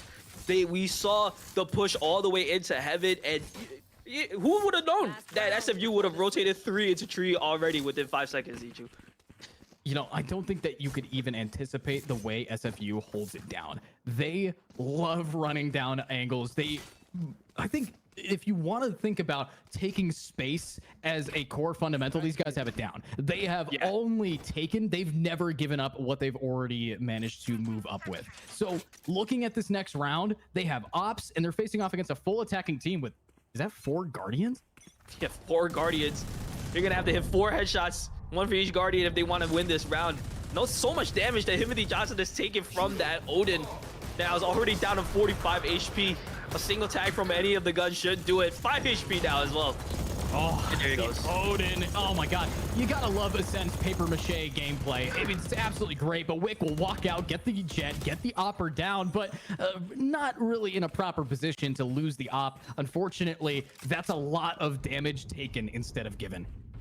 Yeah, hop down, but at what cost? Now they're gonna rotate into Super Gold, but Super Stu is already there to support. T-Salad though with a nasty shot. 2 nasty shots from this guy, Iju. I mean, T-Salad is absolutely cooking right now. So with those two picks, they have advantage. They get to go back B. They know that the team most likely has rotated. So one thing I've seen from Demigods, the one reason they won a round was they took mid control incredibly aggressive. So that's exactly what they're going to do again now that they're in the lead. They like going mid. The answer though is SFU has answered to it, but now they can't. They don't have the bodies on it, and Kaho is going to be able to cook one, might be able to get a second one. And look at that. If they just don't line up, they'll be fine, but they're pushed up and right through the smoke. You're down. You could have waited it out, but that's the half. Wow, and that half ended completely opposite from the way that it started. There was so much util dump, so much Odin spam onto that B garage area. You know, it almost felt like a different round, Yuju. It came up to T-Salad hitting those two nasty shots to swing the momentum back into their favor. And honestly, I feel like they should just continue to buy Guardians. They're putting in work with that gun. That's probably how they won Lotus, is this W key mentality despite being down 10-1. Yeah, I mean, they're holding the W key down. They're also holding these rounds quite well. The second they make that space, they keep it. It's very rarely been moved over. A 10-2 half this late into a best of 5. Either Demigods is taking a little bit of a nap, or SFU Pink has just said, okay, no more games. It's time for us to sweat. And they are putting the back sweat tears into this half. Yeah, but now this time it is the defensive half for Demigods now. They get a slight advantage on Ascent, but like you said, this is one of the most played maps in Valorant's history. Teams have figured out how to play this map on both sides, Iju. And will they be able to play it out enough to actually win it? We got United pushing up, and that is a very aggressive play when you're down 8 rounds. But looking at Wick, he's able to get the pick, keeping it moving, and might be able to find Kane as well. But Kane walls it off and lowers the door. And on a pistol round, that means you are not leaving through this side unless you get a lot of time wasted trying to break it. But Superglow's not going to give you the time of day or the time to look away. It's a headshot down from behind. We might see another, but look at the wall bang. It's T-Salad cooking up again. Slayer, though, cooks up with a 1-tap with the Sheriff. But can he find it? Yes, he can. 1 player remaining. It's T-Salad. T-Salad now in the 1v3. We see him hit some crazy shots. He's gonna have to do it again. Starts off with 1. Can he find the other? No, he can't. Too many right clicks to take him down. And that's gonna be the pistol round 1 by SFU. Wow. And look at this. Now it's gonna be 11-2. The insane gap of 9 rounds to have to climb. They did 7 rounds last game. And I can admit it's doable from what we saw from last game. But it's called a 9-3 curse for a reason, not a 10-3, not a 10-2, not an 11-2. So good luck. Yeah, I mean, they may have a chance here. They have the force buys. Maybe SFU is not expecting these force buys, and they're just going to carelessly push into an Ares, which would do major damage on a round like this, Iju. I like an Ares, though, for one reason. It's that, again, this map is thin. You can get so much damage out. Even when you retake A, an Ares is good, especially just not having to worry about hell. But looking at attack, looking at what they want to do, SFU wants to end this game. They have a large history of not being able to finish what they start. I think that changes right now. Yeah, playing extra careful, understanding that this is an anti-eco round. And they don't want their economy to be broken right now by a Thrifty when they're looking at match point, Iju. And if they're looking at that match point, they want to see that on the docket. They want to go up against a rematch here. If they win this lower, it's a rematch against Spartans Esports, which is the highest seed. So this is going to be an insane finals here at the West region. But they have to first just finish off what they started with Demigods. Major damage right now from that shock dart from Kaho. They're going to try and push up a little bit here, but still a 5v5. Time is ticking now as they try to do this retake. Slayer and Kyle will fight too. Oh, and they'll find everyone. Superglow guarding the site with the Guardian with the triple kill.